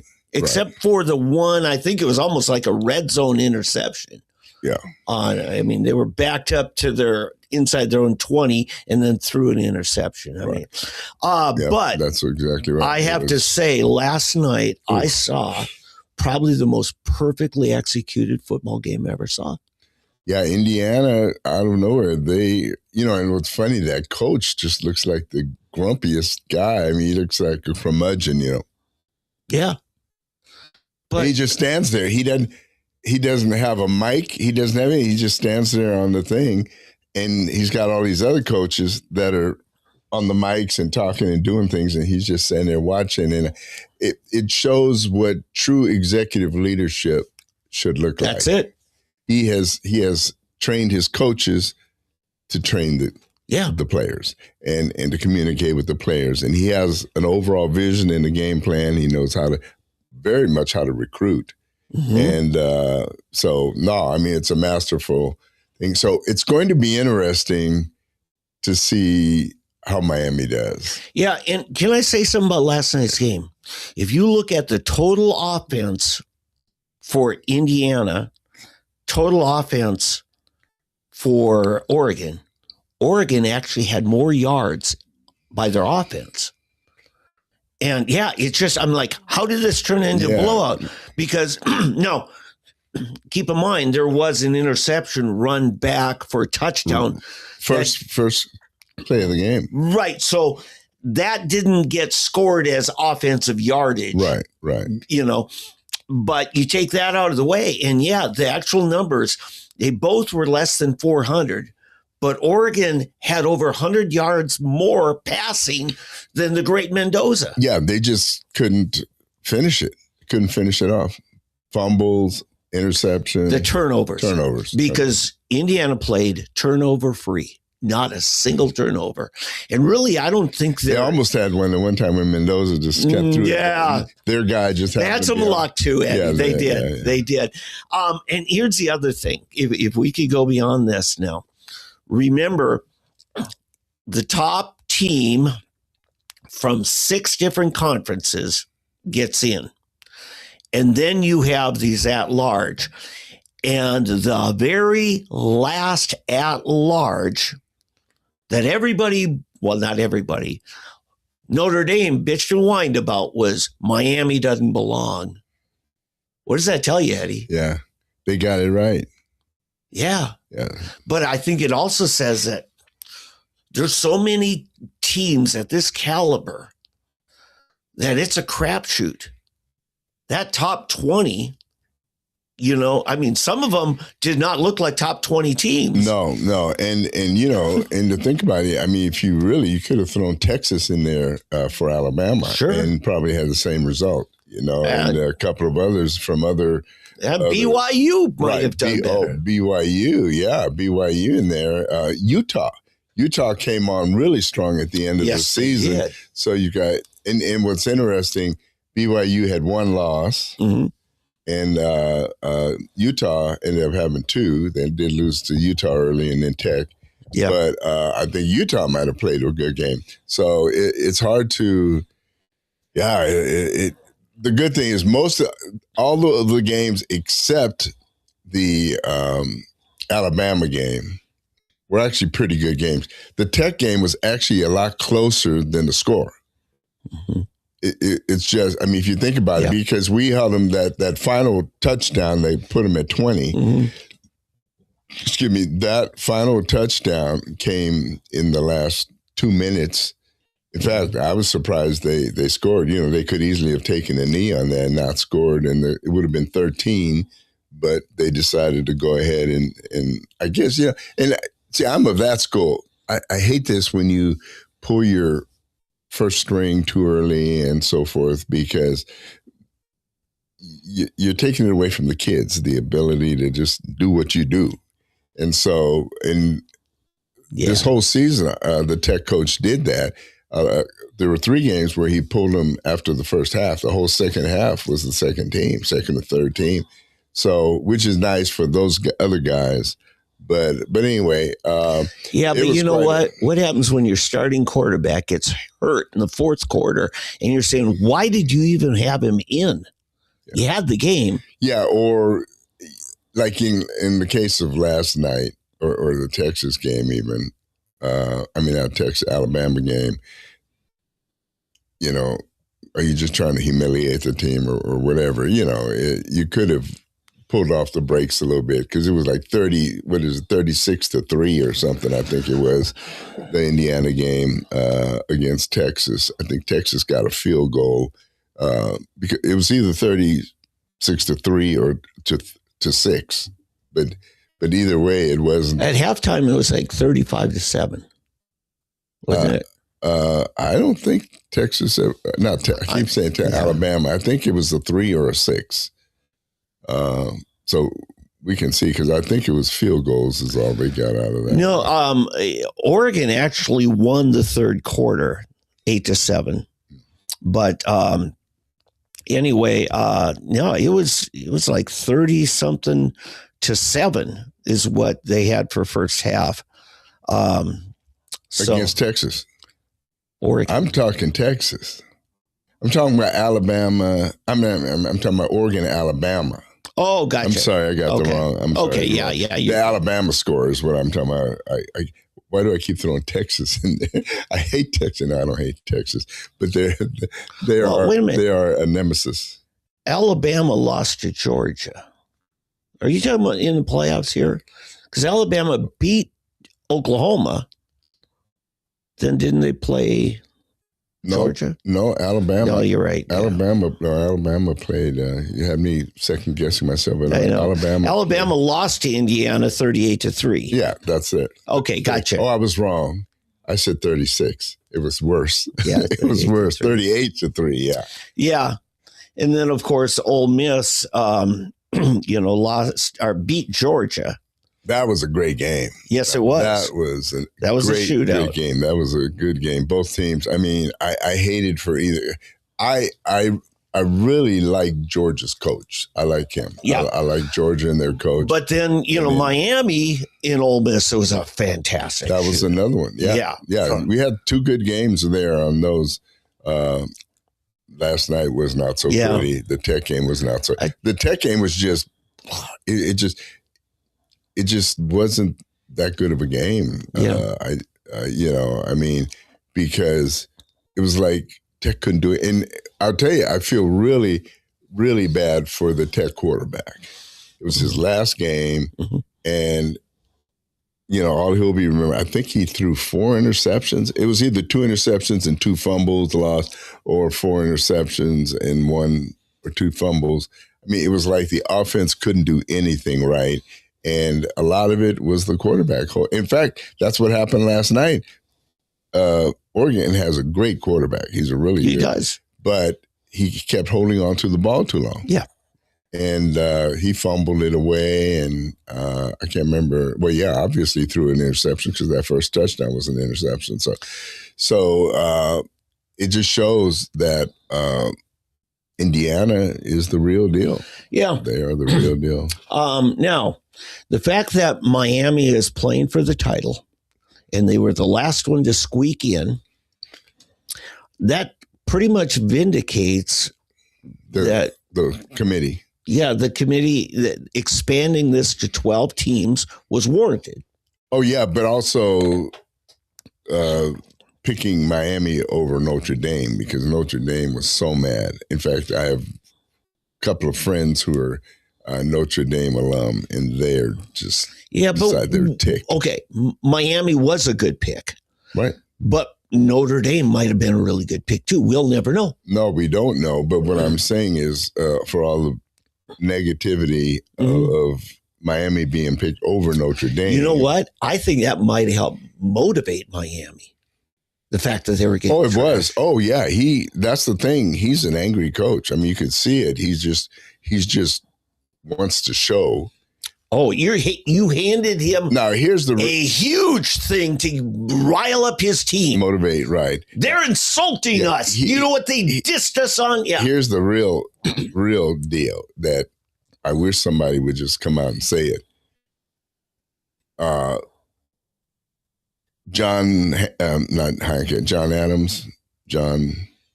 It's one of they had the 2. I would call them Division 2 teams. I mean, Division 3 teams. The bottom 2 teams in the playoffs. George Mason, or was it Madison? Yeah, Madison. Yeah, John Madison. James Madison. There we go. James George John. Yeah, James Madison, and the other one was it Tulane? Yes. Yeah. They never should have been in it. Yeah, that's an ACC champion and a No. Miami was the ACC champion. I'm sorry. AAC. And which Tulsa's a part of. Right, Tulsa's part of it. And then the Sun Belt, I think it was. Yeah. I'm sorry, but you're not there. Well, the Sun Belt, they're putting them ahead of the Mountain West. Mountain West is really falling apart. Yeah. And in fact, now Mountain West lost a bunch of their teams to the reformed Pac-12. See, they need to have their own playoffs. You have the Division 3 playoffs, but they need to have another one for those guys because you got to play, but then you get killed, and you can't compete. No. You don't have that kind of NIL money to compete. No. In fact, yes, probably half of the Division 1 schools are not going to be able to compete. Right. To use one of them. Yes. Yeah, they don't. Yeah. So can I give you how it should be in Dave's world? Where you do it every week. It'll never happen. I'll just tell you this. But if the NCAA or some entity like that, they'd probably be the best, were to simply say, here's the top 64 teams. Now, We're going to remove football from within your conference. You can still have your conferences for basketball and women's hockey and all those other sports. But the top 64, we're going to take out here, and we're going to create 8 divisions, or, regions. Okay. And you'll play the other 7 teams in yours. Plus, you'll have your 3 non-conference games that you get to pick. That's what they do in basketball. So you're trying to make football like the basketball playoffs. No. 64 teams. I haven't got to playoffs yet. Oh, okay. This is regular season. Right. You remove them from their conference that they're part of. Mm-hmm. So now you're saying, okay, you guys are the Elite 64. This season, you'll start out playing 3 non-conference games like you do. Your rivals, crosstown, whatever. And then we're putting you in one of 8 little regions. You'll play the other 7. Now that's 10 games, okay? And then we got that all taken care of by mid-November at the latest. Now we start our bracket of 64. Everybody's in. And you're starting right around Thanksgiving, playing every week till you get down to the holiday bowls and all that. You can do it, and everybody has a shot in that 64. Yeah, that'll never happen. Of course it won't. And to me, it shouldn't happen. I mean, I like the way it is. I just think that they should keep those other 2 conferences out because they just never. How about this? There's no guaranteed berth for any conference. Again, no, because there is a difference in the conferences. And we're seeing that, the SEC basically got eliminated in the first and second round instantly, and so it shows that the big 4 conferences are that. And as good as Texas Tech was, they weren't able to stand up against Oregon from the Big Ten. Big Ten ended up with what, 3 teams? Eddie, I could live with that. Yeah, it's something like that. I could live with that if you don't put in hard stone which conferences get berths. Oh no, I would say the four. See, everything ended up being. We had 5. The problem last year was that we had 5 BCS conferences. Remember, before the Pac-12 dissipated, you had the 5, and so somebody was left out hanging because you could only pick 4. Yeah, when it was a 14 playoff. Right. Yeah. So now, we've got the 12-team playoff, and we've got 4 mega conferences.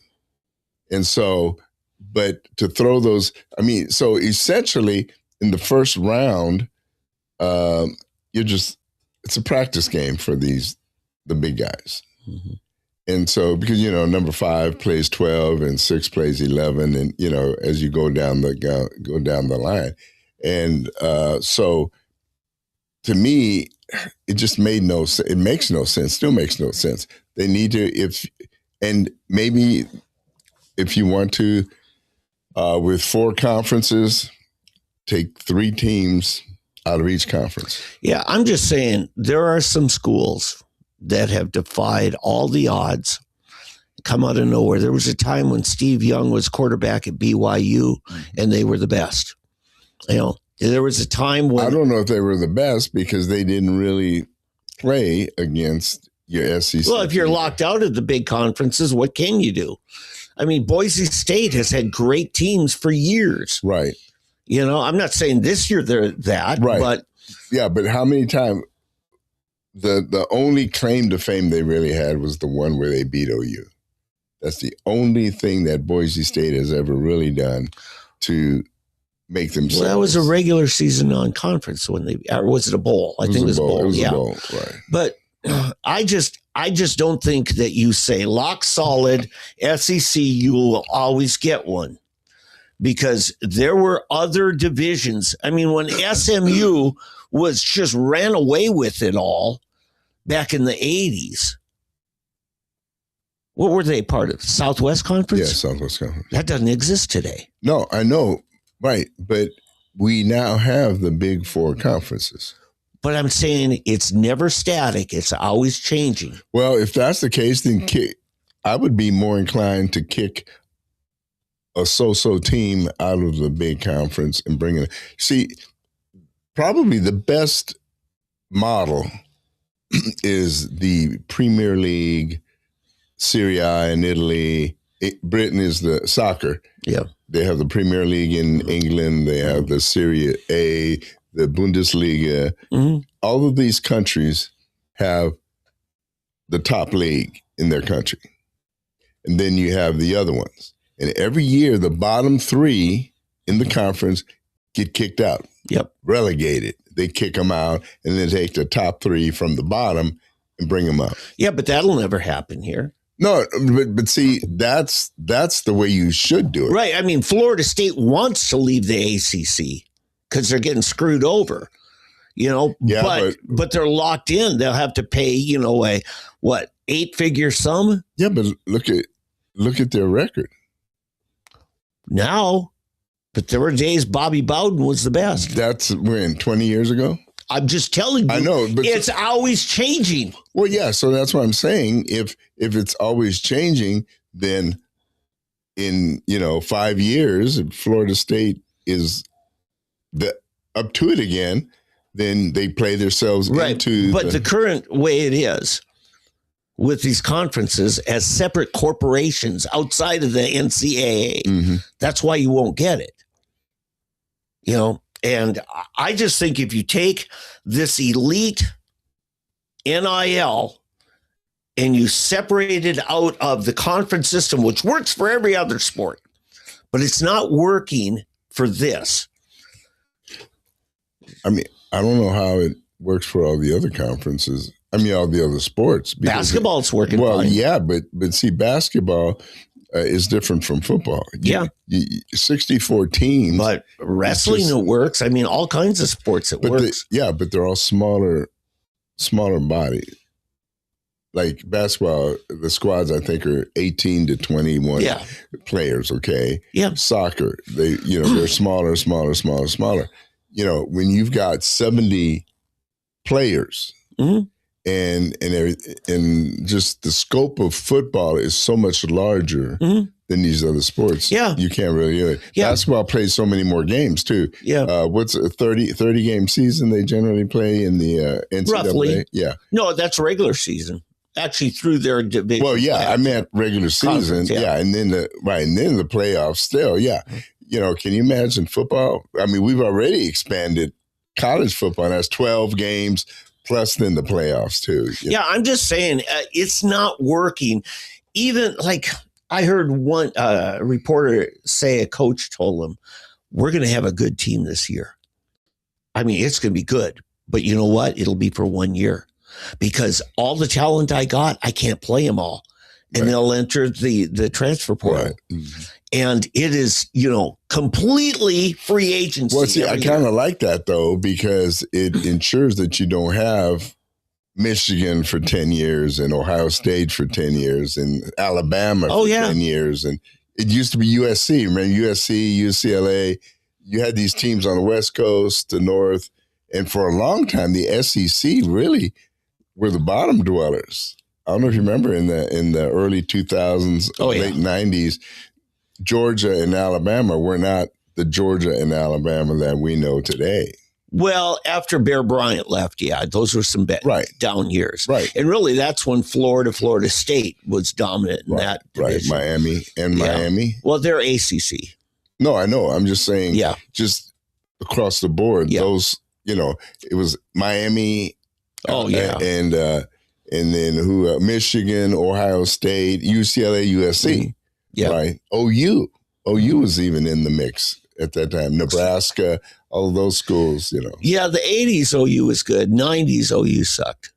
We went through so many coaches. We had alcoholic coaches. Oh, well, yeah. In fact, Dave Rader loves it when I remind him that he went down to Norman with the TU squad and beat OU in Norman. You know? Yeah, they didn't. That's how bad they were. Stoops turned them around. That's bad. He did. He was an amazing coach. Right. But I don't know. I threw out, one solution that'll never happen. It sucks. Your solution. And yeah. Next. Yeah. But the NIL thing, and it's, you love it. You're Texas Tech. You guys are showing the nation. Well, no, I just think NIL. in general, NIL has changed the game. Now, I don't like that guys are, like I was looking at Texas Tech's, they had a whole list of the people that have joined them now. Mm-hmm. And also another list just as long of those that are leaving them to go to another school. Mm-hmm. And it's just kind of crazy. That part I don't like. Okay. Yeah. But I think we've talked about this, how, is it 20 years ago? No, almost 30 years ago now.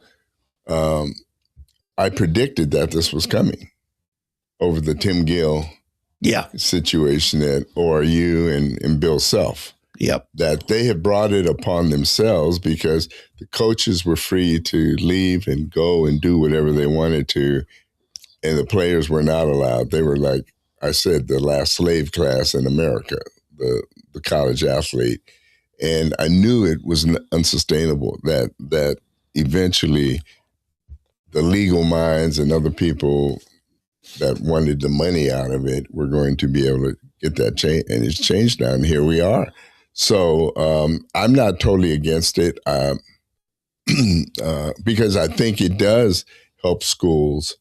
I think Indiana, one of their deals is the same deal. They had some big NIL money. They bought a lot of these transfers, and now they're reaping. And before, see, you had OU, Texas, Georgia, Alabama on the West Coast, USC, UCLA, that had the big money and could bring these guys in. A lot of it was under the table money too. Now that it's equality, and some of the lower schools have more money and they're willing to use it. I've got, the team, you see another result, Georgia Tech, remember? Georgia Tech almost went to the playoffs. They were doing really well. I think it's just the beginning. Georgia Tech has as much potential to be one of the Big Ten teams, the top 10 teams, as anybody else, because they've got so much stinking money with all of the rich engineers and things that they've got in the cyber world and everything else. The only thing is, a lot of those guys don't like sports. They don't want to give money to sports. Yeah, I got a picture of you and your son there, two of your boys. Now, your son ran the football program, the operations. Right, he was director of operations. Just like he's operations now for the Panthers, the Stanley Cup 2-time champions. Yeah, and it's just become big business, Eddie. It's just not what it was when you and I were young, where, I'm going to get a free college education. Well, high school's like that now. In fact, I don't know how they've done this, but are you familiar with, is it AIG? IMG. Yeah. IMG, which is basically an agency and management company. Mm-hmm. They have their own school in Florida, IMG Academy. Yeah. And there's a kid from Tulsa, one of the football players from here. He now lives in Florida going to IMG. Mm-hmm. And they're ranked every year in the top 5 best high school programs. Yep. But almost every kid that plays for IMG goes. It's a farm club for the college. There's a number of those. Don Bosco and let's see, a few other. I'm trying to remember, but there's different ones like that. That, I mean, look at who's the guy played for the Thunder basketball. He went to a private school, which essentially, right, I know what you're doing. Basketball. Well, basketball's a little Durant, Kevin Durant. Right. We'll see. Yeah, but it was the same kind of deal. Right. It was a Catholic school that a lot of these kids go to. For example, Mater D. I don't know if you heard of Maitre D. They have all of these NFL players. They're a football school. They're two Catholic schools, Maitre D and Saint Aquinas or something like that. But but basketball is a little different. What basketball is, what's happened with basketball, they've got AAU now. Yep. Amateur Athletic Union. All it is a farm team of young kids, and they'll start. That's where LeBron James. They don't even have to play high school anymore. They're 12 years old, and they play.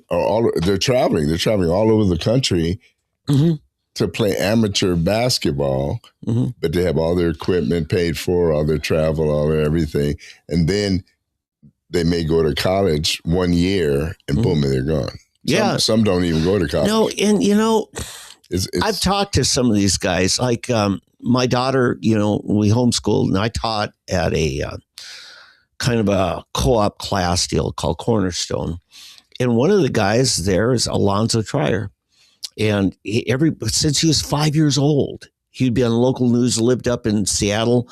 And then he comes down here, lives in Oklahoma City, is playing homeschool basketball, and just fantastic. He eventually moves to Tulsa, plays for Noah, is considered one of the best in the nation. And at 15 years old, I remember one day I see him there at the co-op, and that he announces he's going to Marymount outside of DC. And he said, Kevin Durant recommended it to me. This Kevin Durant kind of took him under his shoulder, down under his wing. And, he posts up on Twitter about it, and you wouldn't believe the number of high school basketball coaches that trashed this young man. He said, you're supposed to stay with the program and help build the program. And I loved what he said. Alonzo says, I'm 15. It's not my responsibility to build a program. Alonzo needs to do what's in his best interest. Now, he finished up at Marymount. Good capitalist. Well, he finished up at Marymount. Yeah, in fact, my daughter took a marketing class with him, and he was trading athletic shoes was his business, because he's getting sent athletic shoes all the time. Right. But anyway, he gets a full ride at Arkansas as their starting point guard and ends up playing pro for the Knicks. But that's always what he was going to do. Well, yeah. And see, to me, the hypocrisy of amateur sports.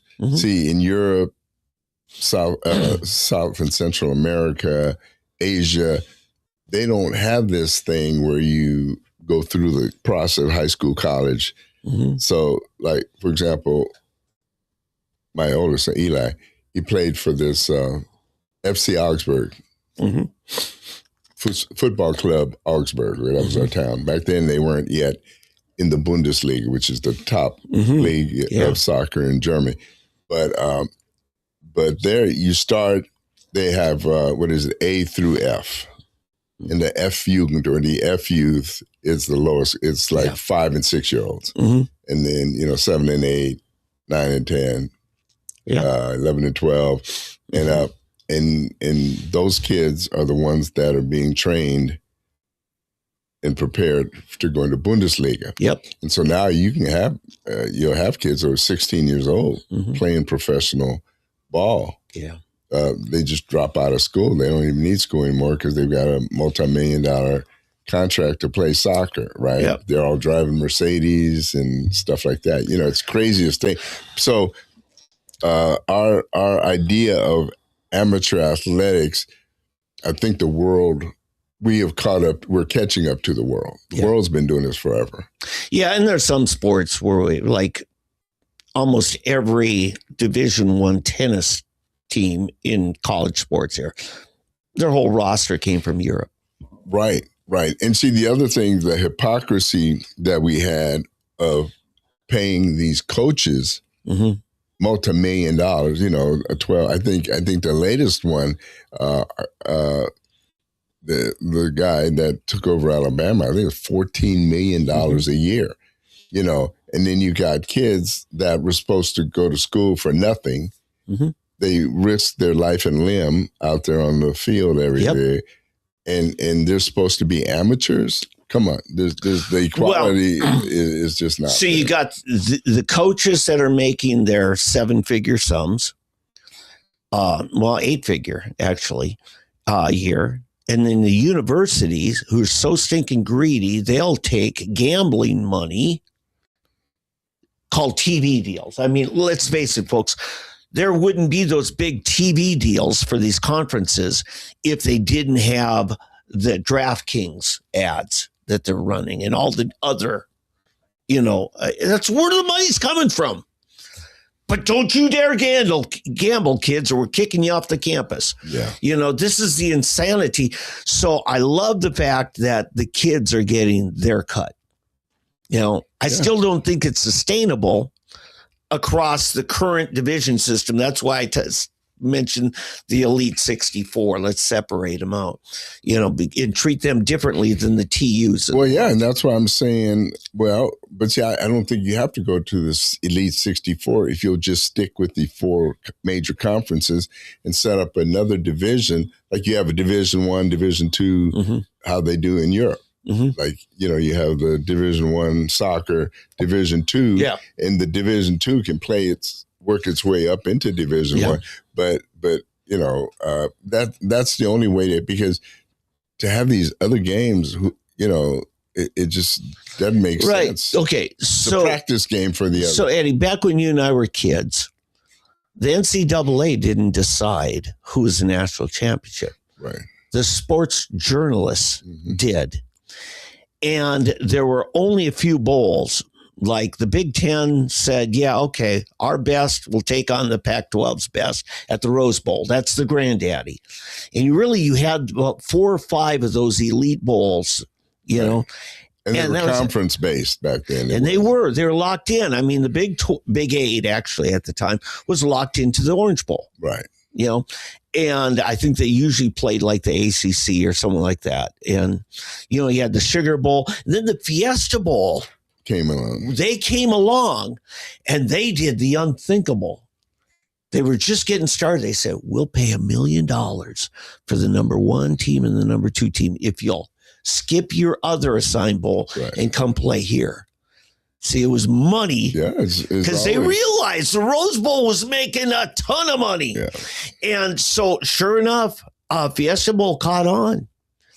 And then all of a sudden, now what do we got? About 60 bowls? Yeah, it's just ridiculous. Snoop Dogg even has a bowl. It is literally called the Snoop Dogg Bowl. I mean, something's wrong with this picture. The bowls are a joke now. Yeah. I mean, hey, if they make money, they make money. I mean, 3 bowls have to use the same stadium in Orlando. I know. It's the Fiesta Bowl uses too. Yeah, the Camping World out there in Phoenix. Right? Yeah, or State Farm. I'm sorry, that's what it was. It's State Farm. Yeah. And so, that's just ridiculous. It's meaningless now.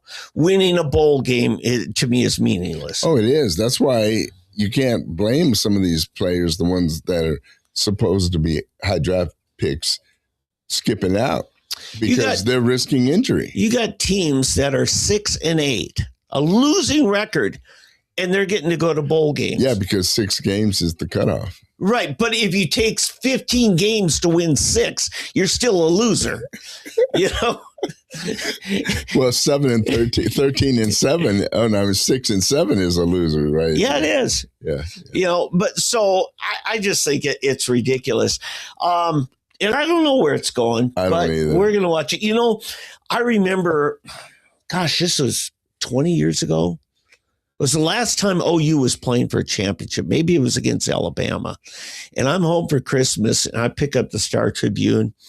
And they're writing about the real national championship.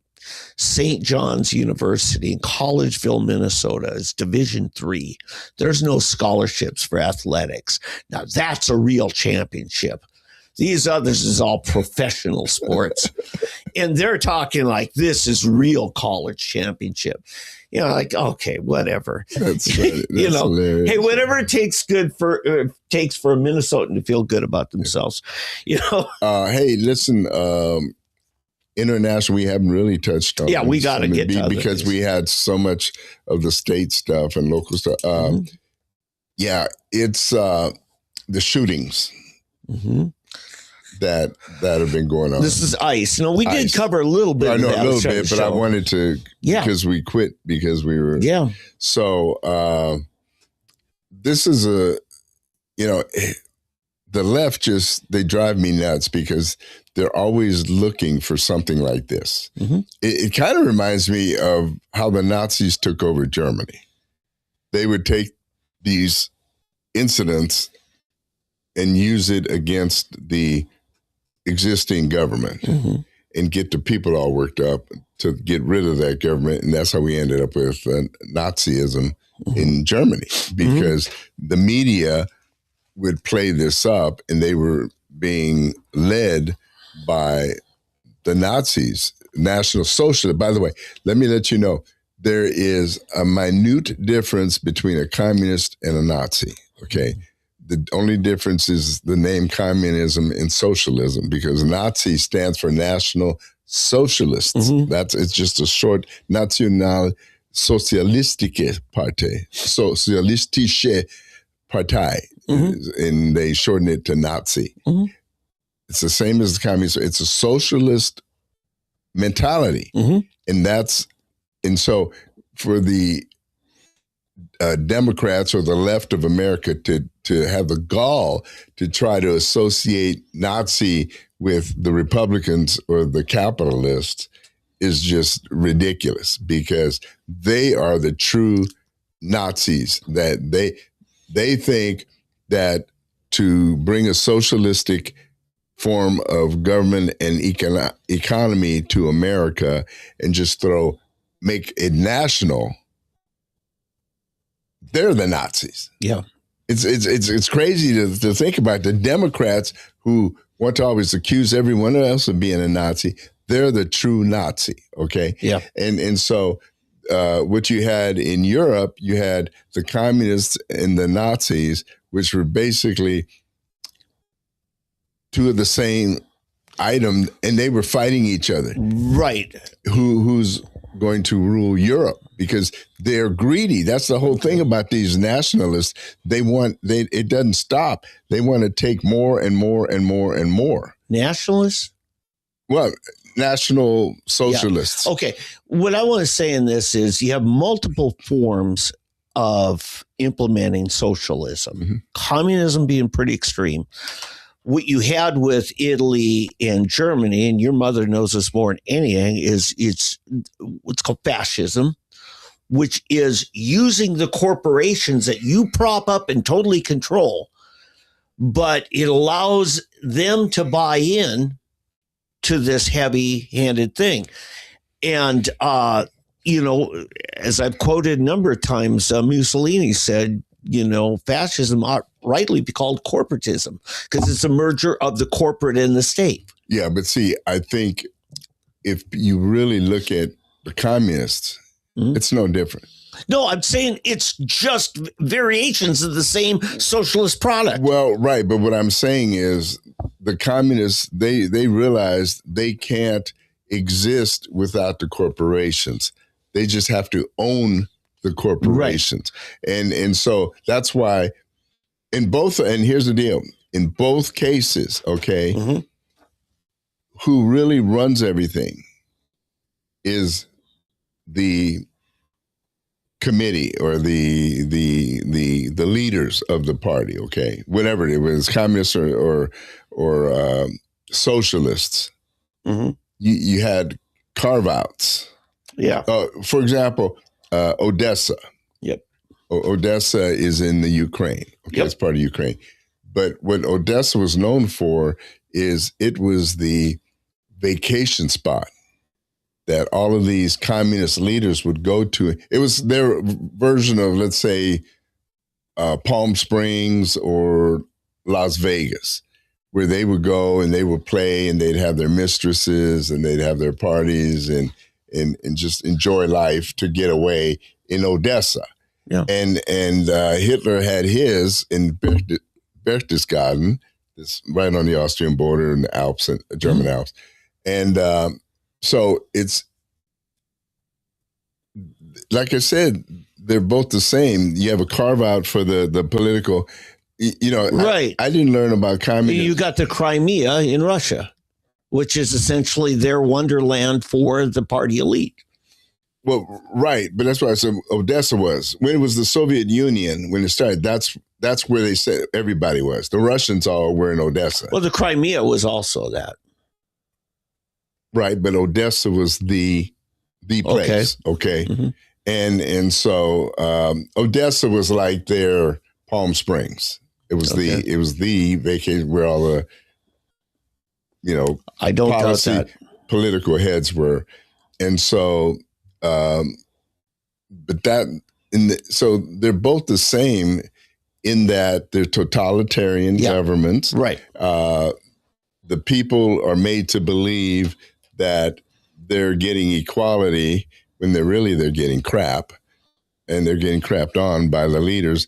And I didn't understand how communism worked until I met somebody from East Germany years ago. It's like in the early 80s. And I met this East German guy, and he was telling me how the way it works. And sadly, this is where I see us headed here. So if you weren't a member of the Communist Party, because I was thinking about this persecution stuff and all, but the thing is, if you were a believer, a Christian, you weren't necessarily killed or sent to prison. Right. You just couldn't attain a job above, like you could be a garbage collector, a street worker, a factory worker.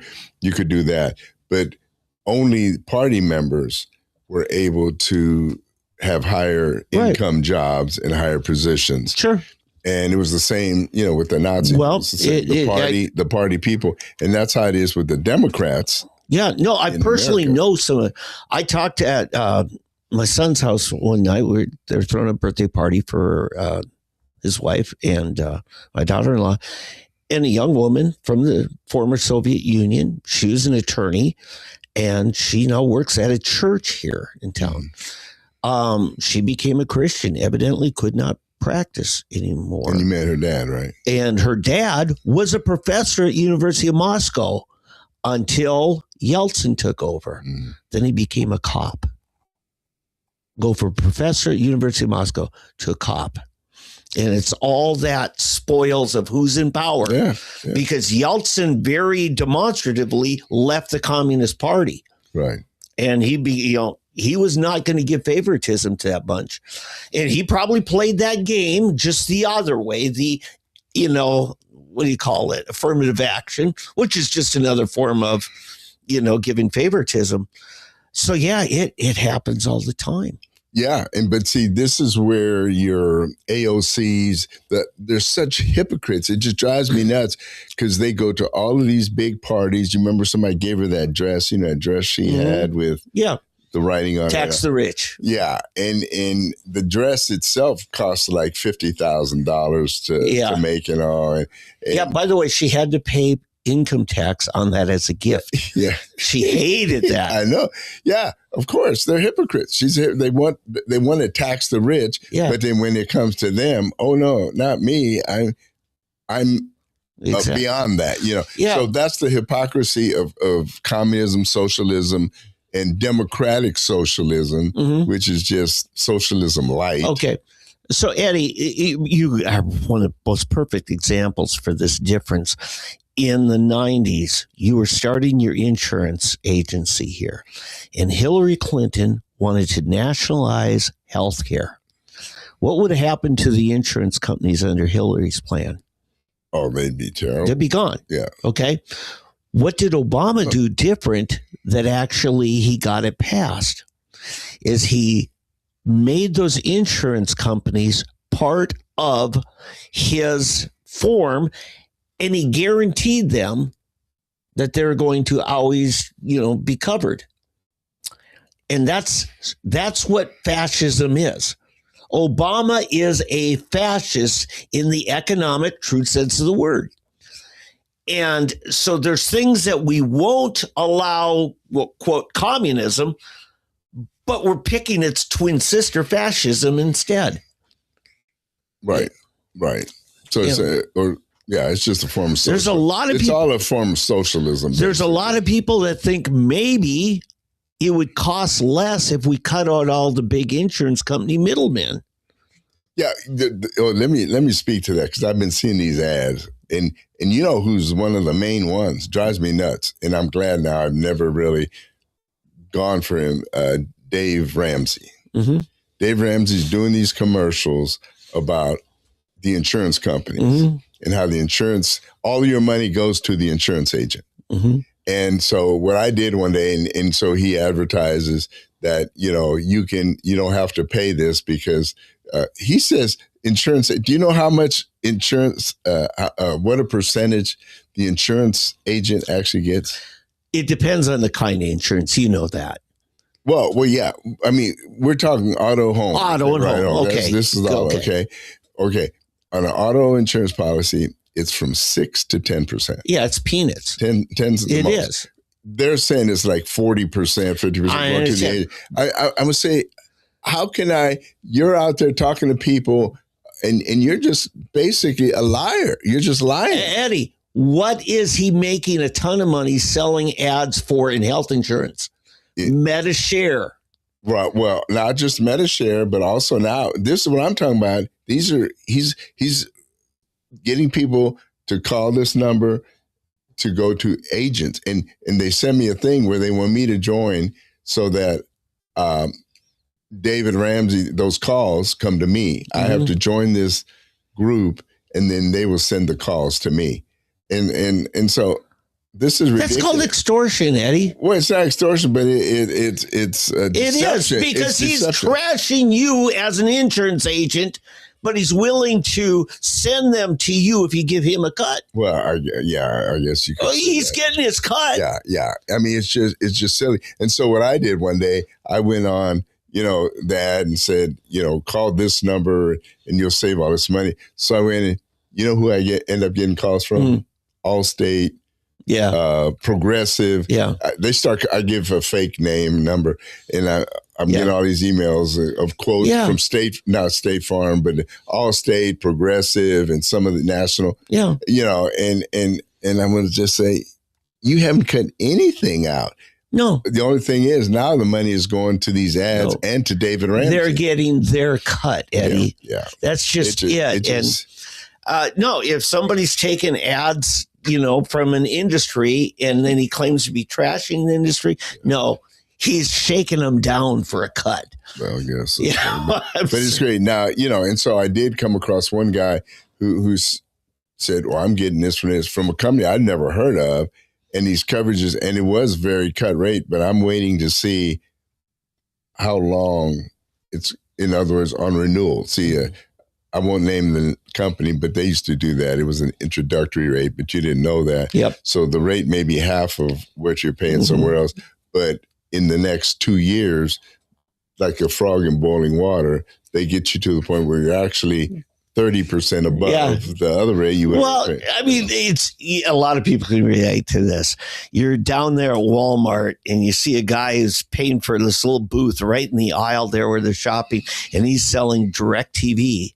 And he's showing you all your package, and you'll get all these premium channels for the first year and everything. And like, so I'm just signing up for one. Oh, no, it's a 2-year contract. I said, okay, what's the price for this the second year? Right. And the problem is you signed up for whatever they're going to charge you. I'll tell you what's worse is if you buy the package and then you want to add something, change anything on the package, it doubles. Yeah, because it negates all those special deals that they offered you. Exactly, which is, I don't know the thinking. It's just stupid to me, but I guess they know what they're doing. So, hey, listen, internationally, probably should talk about Venezuela. I was saying Argentina. Venezuela, that's what I was going to say. We boarded another ship this week. We took another ship. An oil tanker. Yeah. In fact, this one was claiming to be a Russian flag ship. Right. But it wasn't. Right. The Russians are saying, we'll let you fly our flag for a cut. Right. But it wasn't. Right, because they wanted them to go to Russia, the ship, and give them their oil. Yeah. And Cuba is going to really be starved out. Yeah, I saw yesterday Trump had a bunch of them in the East Room there for a conference. Harold Hamm was there. In fact, he was talking about Harold in bragging. Oh, Harold is eating it up. He's an Oklahoma City guy. And, but yeah, he's just really excited about what can happen here. And I've never seen Trump this euphoric. He said, you know what? That whole landing battalions that were going to come in on the second wave, we call them out. They're coming home. He says, we're getting such good cooperation from the Venezuelan government. Well, yeah. And it's so crazy because the stupid lefties are out there protesting all that. And the Venezuelans are just euphoric. They're all out in the streets partying and celebrating the fact that Maduro is gone and everything. And I've seen a couple of situations here in U.S. where you have the people out protesting on behalf of Venezuela, and the Venezuelans are there with their flag getting in their face and say, you don't know what you're talking about. You need to stop. Yeah. Now, I got to say, something that G.W. Bush did absolutely horribly wrong in Iraq when we took over the country, and the Republican Guard, I think they were called, he said they're dead enders. That's the worst thing you could do, is say there is no place for you, because you're basically saying join some terrorist group. Right. Because that's your only future. Right.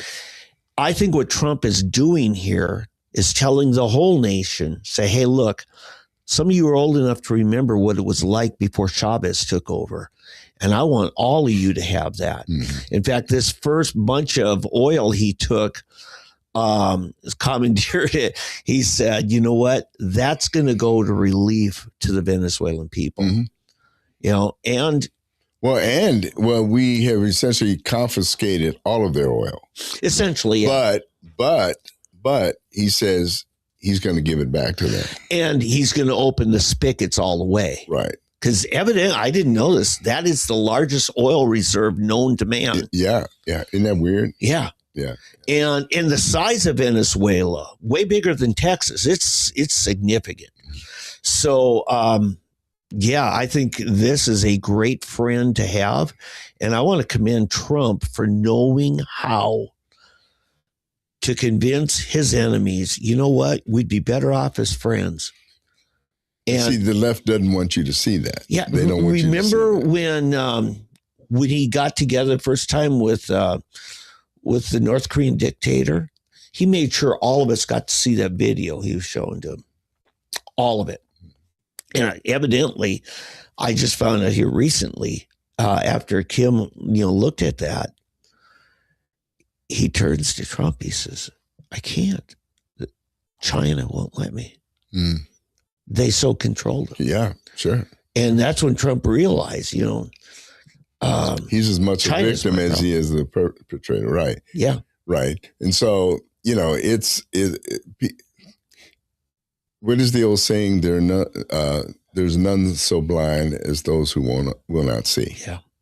And Europe is like that. Sadly, my half sister, who is German, and stayed there. She never been an American, but she, in her mind, is so jaundiced by the media.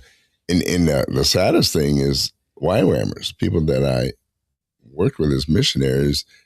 They're totally anti-Trump, anti any Republican policies in America. They've so bought into this media portrayal in Europe. Yeah. And they don't understand, like I was saying earlier, about how, the Nazis and the communists, they're pretty much all the same, and they've pretty much taken over the media of Europe, and they're working to do it here. Eddie, if you and I saw Trump through the filters and lenses that they are captured by, you and I would probably have a similar attitude. Yeah. If we lived amongst those people, this is where the media is the problem. When I'm up in Minnesota just a couple of weeks ago, not a word about all the scandals.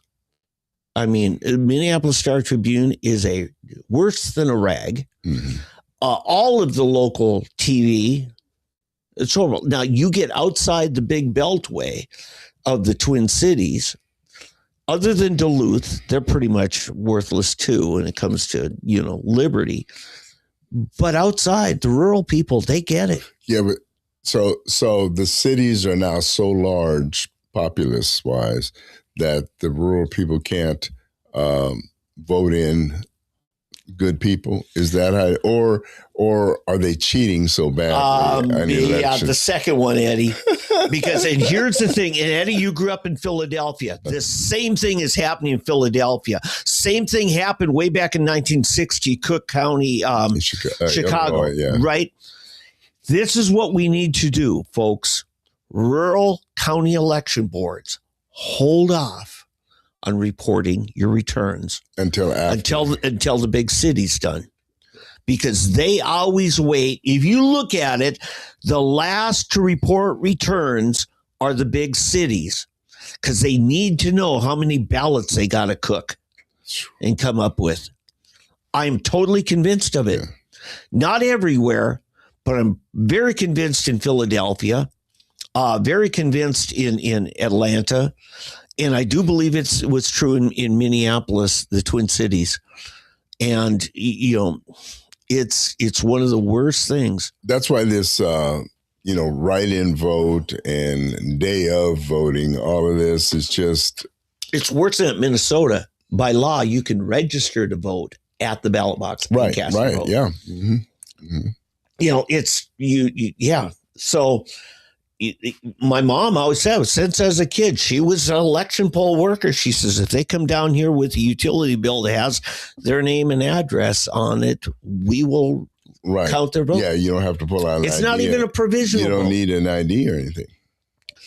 Yeah, I'm not sure about that. Well, because you have to be a U.S. citizen to vote. Yeah. And you've got, illegal aliens. People back in the 60s, when I was a kid, they didn't carry IDs.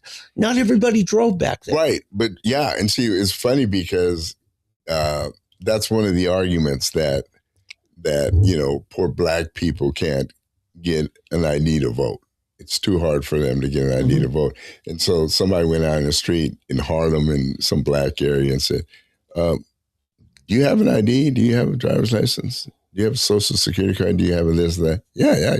Oh, because the media is telling us you can't get it. Right. You're too stupid. Yeah. You're too stupid or too poor to get. And they said, what? And these people were getting mad because they knew better, but that's how it's portrayed, that we have to do this for these poor black people or poor Puerto Ricans or whatever.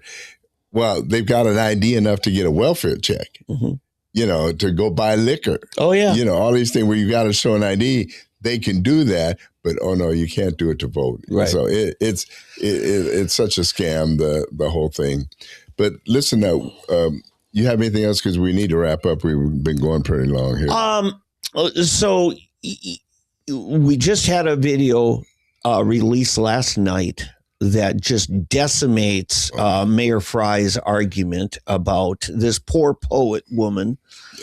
And then another person posted up on Twitter, she only has one kid that she's allowed of her three. The other two were taken away because this so-called wife of hers was putting out her live cigarettes on their skin. And they took the kids away from her because she said, no, I'm going to keep living with this woman. She's my lesbian lover. And they said, well, then you're not getting your kids back. That's according to at least one report I'm getting on Twitter. So, but the body cam, evidently one of the cops, I don't know if he's holding the phone or if he just tucked it in his vest pocket, but it shows the whole thing with both these women taunting him. And this damsel in distress narrative that the Democrats, it's just completely destroyed now. And you see this guy with his phone, and he gets smacked by the car, literally smacked by the car. And then he fires 3 rapid rounds into it, and she dies. In fact, one person CNN had on, I saw it this morning, their newscaster was talking about this former FBI agent. And he says, up until this afternoon, I didn't know either way, whether this is a legitimate self-defense by a cop. And he says, now seeing this new video, he says, I'm convinced this was justified. Righteous shit. Yeah. So the narrative has really changed on this. I think in the streets, what's going on, we talked about with Michael here about, they shut down the public schools so they could get a bunch. And sure enough, I have video of students at their school doing this big march protest, and they feel so, righteous about because another George Floyd, a patron saint. But I don't think it's going to stick because it's too stinking cold to be outside. Yeah, that's the good thing about Minnesota and Wisconsin. Oh, yeah. Eddie, you grew up in Philly for a while, right? Some of your high school years. It's just, God, winter's too long. Oh, I went to an Army-Navy game when I was 12. Yeah. Roger Staubach was quarterback for Navy that year. And it was so cold, I told my uncle, we got to go. Yeah. My hands, my feet, everything was freezing. It was just so cold, Yeah. Yeah. I moved down south because I was like, I don't need this. I go up there for 1 week of winter and that's all I need. And, the other thing, it shows this cop, when he gets hit, you could see it in the early videos too, both of his feet go slipping on the ice, and that it is so dangerous. He could easily have fallen, and run over. Yeah. Now that Pilot is very similar to my minivan. They're both Honda products. I have an Odyssey. One report says that's a 4,000-pound vehicle. That's 2 tons. I don't know how they get the gas mileage out of cars that heavy, but my first car was a 67 Ford Squire station wagon, weighed 4,200 pounds. Oh. And they're still building heavy vehicles. Yeah. And, when somebody rolls a tire over you, that's up. You're not getting 1/4 the weight. You're actually getting close to half because the opposite tire's got the other half of the load. These other two are almost somewhat, they're not carrying much load. Right. My little brother was crushed, ran over by that same car. My dad had it. And once that accident happened, when he was backing out to go get the muffler fixed, and he had to sell it. He couldn't drive it anymore because it just tormented him. My 3-year-old brother, pelvis got crushed. It was a miracle. I mean, truly, because I saw his crushed pelvis, and he's fine today. Oh, wow. Yeah. Kids have flexible skeletons. Yeah, like somebody said, God made him to bounce. Yeah. He'll be okay. They bounce. I do a lot of home improvements work. This week, a retired doctor was asking me, hey, could you I don't like these guys. They charge me too much for putting up the lights in the house. And I said, that roof, I don't do that anymore. I said, my bones don't flex like they used to, That's funny. So anyway, I think that's about it. I think, mortgage rates dropped down to 5.5. And that was because Trump ordered Fannie Mae, I think. And Freddie. Yeah, Freddie to buy like $200 million or something like that. $200 billion. Yeah, they invested and it dropped to 5.5. Now that's not nearly where it needs to be. Right, but it's on its way. And have you heard what I thought we're due for a new Fed chairman? Yeah. I think it's like February or March. Okay, is when his. So that'll be coming up soon.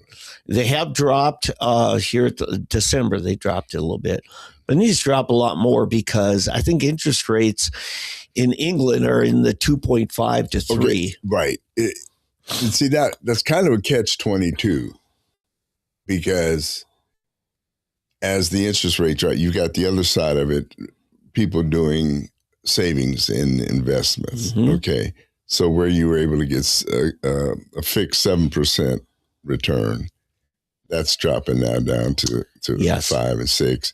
And your annuities, your life insurance policies. See, life insurance, whole life and universal life, the cash value is tied to whatever the the Fed rate It's is. a generational battle, isn't it? Yeah. Because one helps the young people, the other end helps the older people. Right. And so if you had a universal life policy and you're putting a certain amount in it and your cash value is building up to the point where it exceeds the premiums, so that, and even the death benefit, so that when you pass away, you might have $100,000 policy, but the death benefit pays $150, or you have $200 and it pays $400 or whatever. It got to the point where it got so low when it was down to 3%. Yeah, it was so low that they were having to start charging people more money. In other words, let's say you pay $100 a month for your life policy. Say we can't do that anymore. Now you got to pay $150 a month. Yeah, and stuff. So those are that's the other side of it. That there has to be a certain balance to where you don't make the return on fixed income return. You don't make it so low that it's not worth it anymore, because then all the money is going into the at-risk markets, you see. I'm going to ask you, put your political scientist hat on now. I'm what you might call the runt of the baby boom. I'm at the back end. As the baby boomers kind of, end their days and get put in the ground, what's going to be the electoral dynamics? I think they have to shift to the young people, because I see Trump doing things particularly to help the young families starting out. Yeah. And I do, it depends on how young. You've got that in-between age, the Generation X. They're probably the most left-leaning of all of them. So these people you see in New York City and in Minnesota and all out there protesting against America, that's a lot of those are your Generation Xers. Yeah. And your loony, whatever our generation was. Well, with the baby boomers. Baby boomers, right. And but your Generation Y and beyond, the younger ones, a lot of them are waking up. Yeah, and realizing how crazy these other people are. Yeah, and they're getting a work ethic again. They're starting to get jobs at a young age. They're working in their education and so forth. So it always swings. But Charlie Kirk really pushed for this. He says we got to stop these big funds from buying up all the residential houses, and Trump just announced the policy on that. I'm glad, because my neighborhood. See, that's what's killing a lot of neighborhoods. Because my neighborhood, they've broken the covenant so long, and it's because so many of these rental companies have bought these houses and they're renting it. So you've got renters and you have people, you got a house with a 2-car garage, but they got 6 cars. They've got it on the streets. They're blocking the streets. Some of them have it up on the grass. Yeah. All of this kind of stuff. There's a neighborhood, I won't say where it is, but it's the opposite. Their covenants, I mean, they are tough. Yeah. But the home prices in that neighborhood will stay up and keep going up. Yeah. Because that's where people want to live, where you can drive down the street. In fact, you're not allowed to have a car on the street overnight. Yeah. Yeah. You got to. Mine, it's in the restrictive covenants, but you'd have to file a civil suit. Right. On that. Now, last night I called the police because this Airbnb, a couple doors down from me, they're having a big party. There are cars everywhere. And across the street from where my driveway backs us, way too narrow road, it's posted no parking that side of the street because the streets are too narrow. Right. And I called the police because there's 3 cars parked there. And finally, I went out after I called the police, saw a lady. I said, by the way, I called the police. I'm going to give you a heads up. You better get these out of here before they get here. And these are all black folks, but one of them starts cussing at me, why did you call the police? I said, hey, fire comes, fire truck can't get down here. I said, I can't back out of my drive. I said, it's posted. Well, then he thought, oh, you're a tough guy, huh? Well, come on out here. But get this, Eddie, that wasn't the biggest drama in my neighborhood. I pull out today around noon to go do some work, and I noticed this car parked right next to my driveway. In fact, I had to back out the other way and go around my cul-de-sac and then out, and he kind of flags me down. And so I pull up, roll down the window. He says, "You don't mind my car being parked here, do you?" I said, "No." I said, "Everything okay?" He says, "Well, just a little surveillance."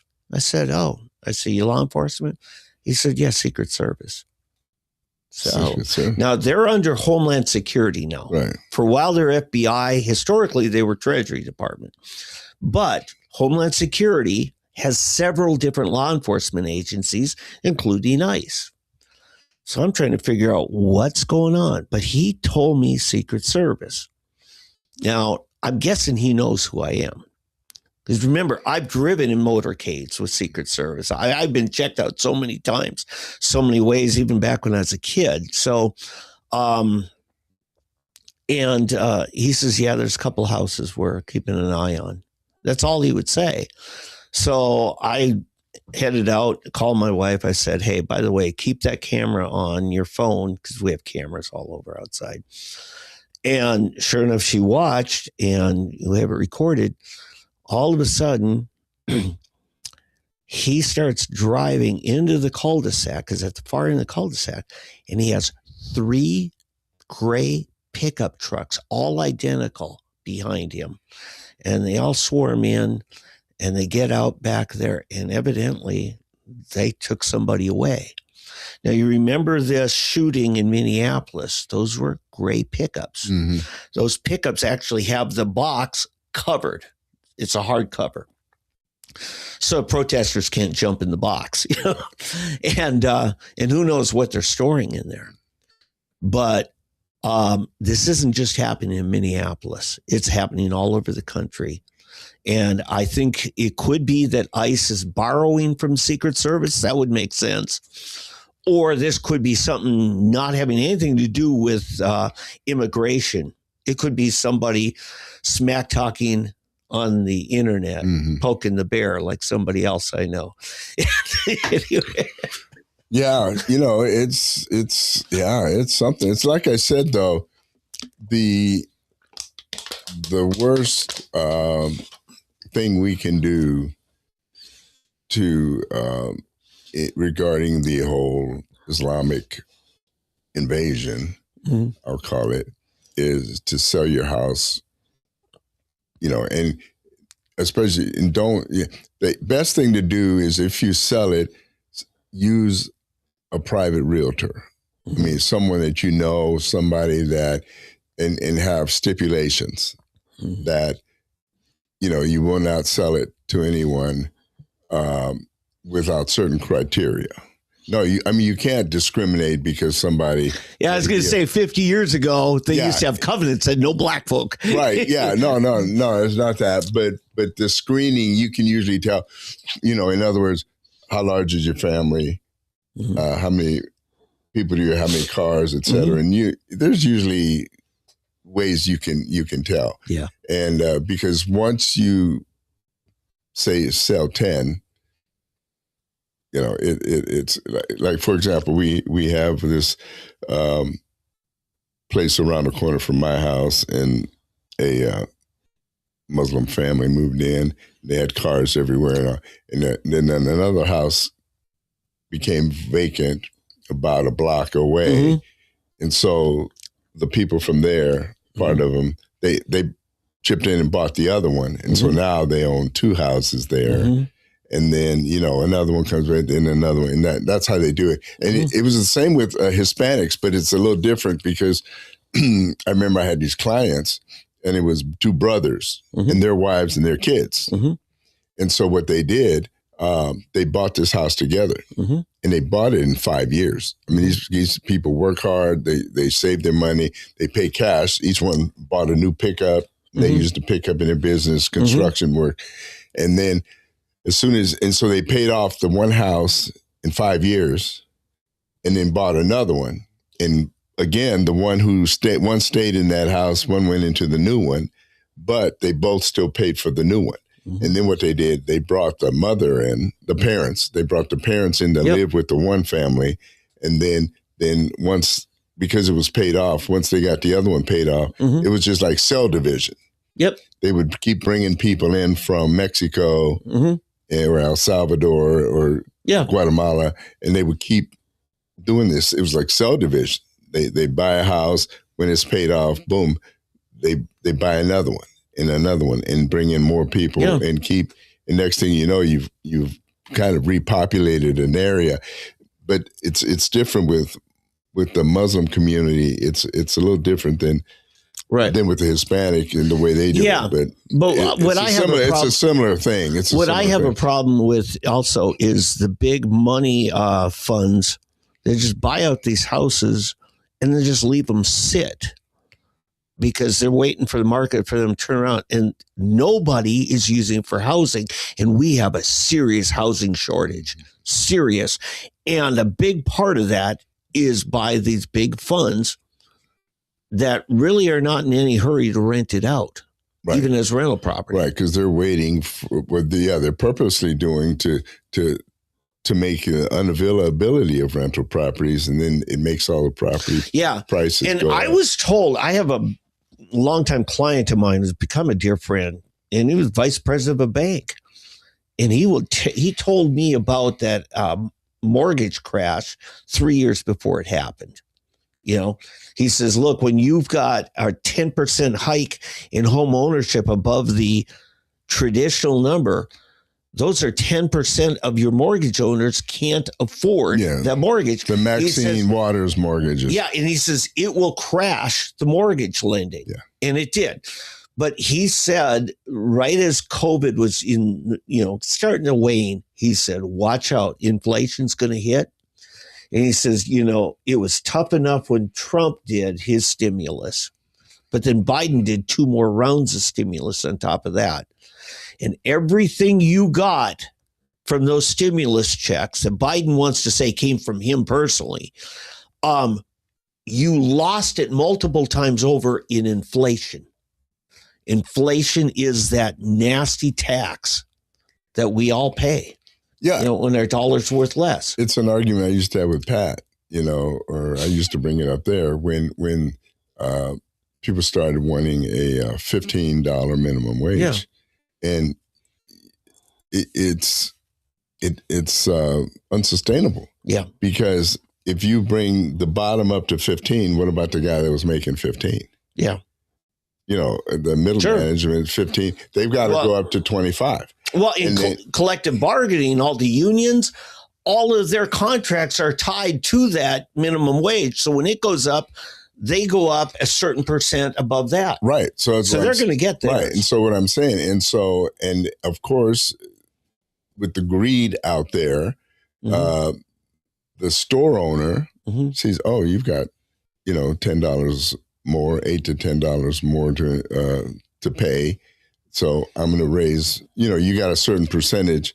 I'm going to raise the prices of my goods. Mm-hmm. So and the part of it is because they now have to pay $15 to their people. So they have to raise their prices. Right. And so in the end, you end up $15 an hour doesn't buy you any more than $7.50 an hour paid you 2 years ago. Yeah. Do you know how I order my meal at McDonald's now? It's on an app. So there's nobody standing at the cashier. Right, that has to get paid. Right. So what's happening is technology and other means are taking over what used to be entry-level jobs for kids. I bagged groceries, I signed shoes, I delivered newspapers, I pumped gas. All those things are gone. Right. But that's how I learned how to work. And to appreciate money. Yes. And kids used to be an asset at a certain age back in rural America. Now they are always a liability, always. And it's just. And we find out, getting back to Minneapolis again, or in Minnesota, the Somali community, was it 60%, 70% are on welfare? Still are, yeah. It's still on welfare. Yep. And so it's unsustainable. And I don't know how the people in Minnesota put up with it. I got news about Minnesota we haven't touched. They now have a law went into effect January 1st. Everybody gets up to 12 weeks paid leave from their work. And I'm going to tell them government workers. And they instituted a new separate income tax on all employers.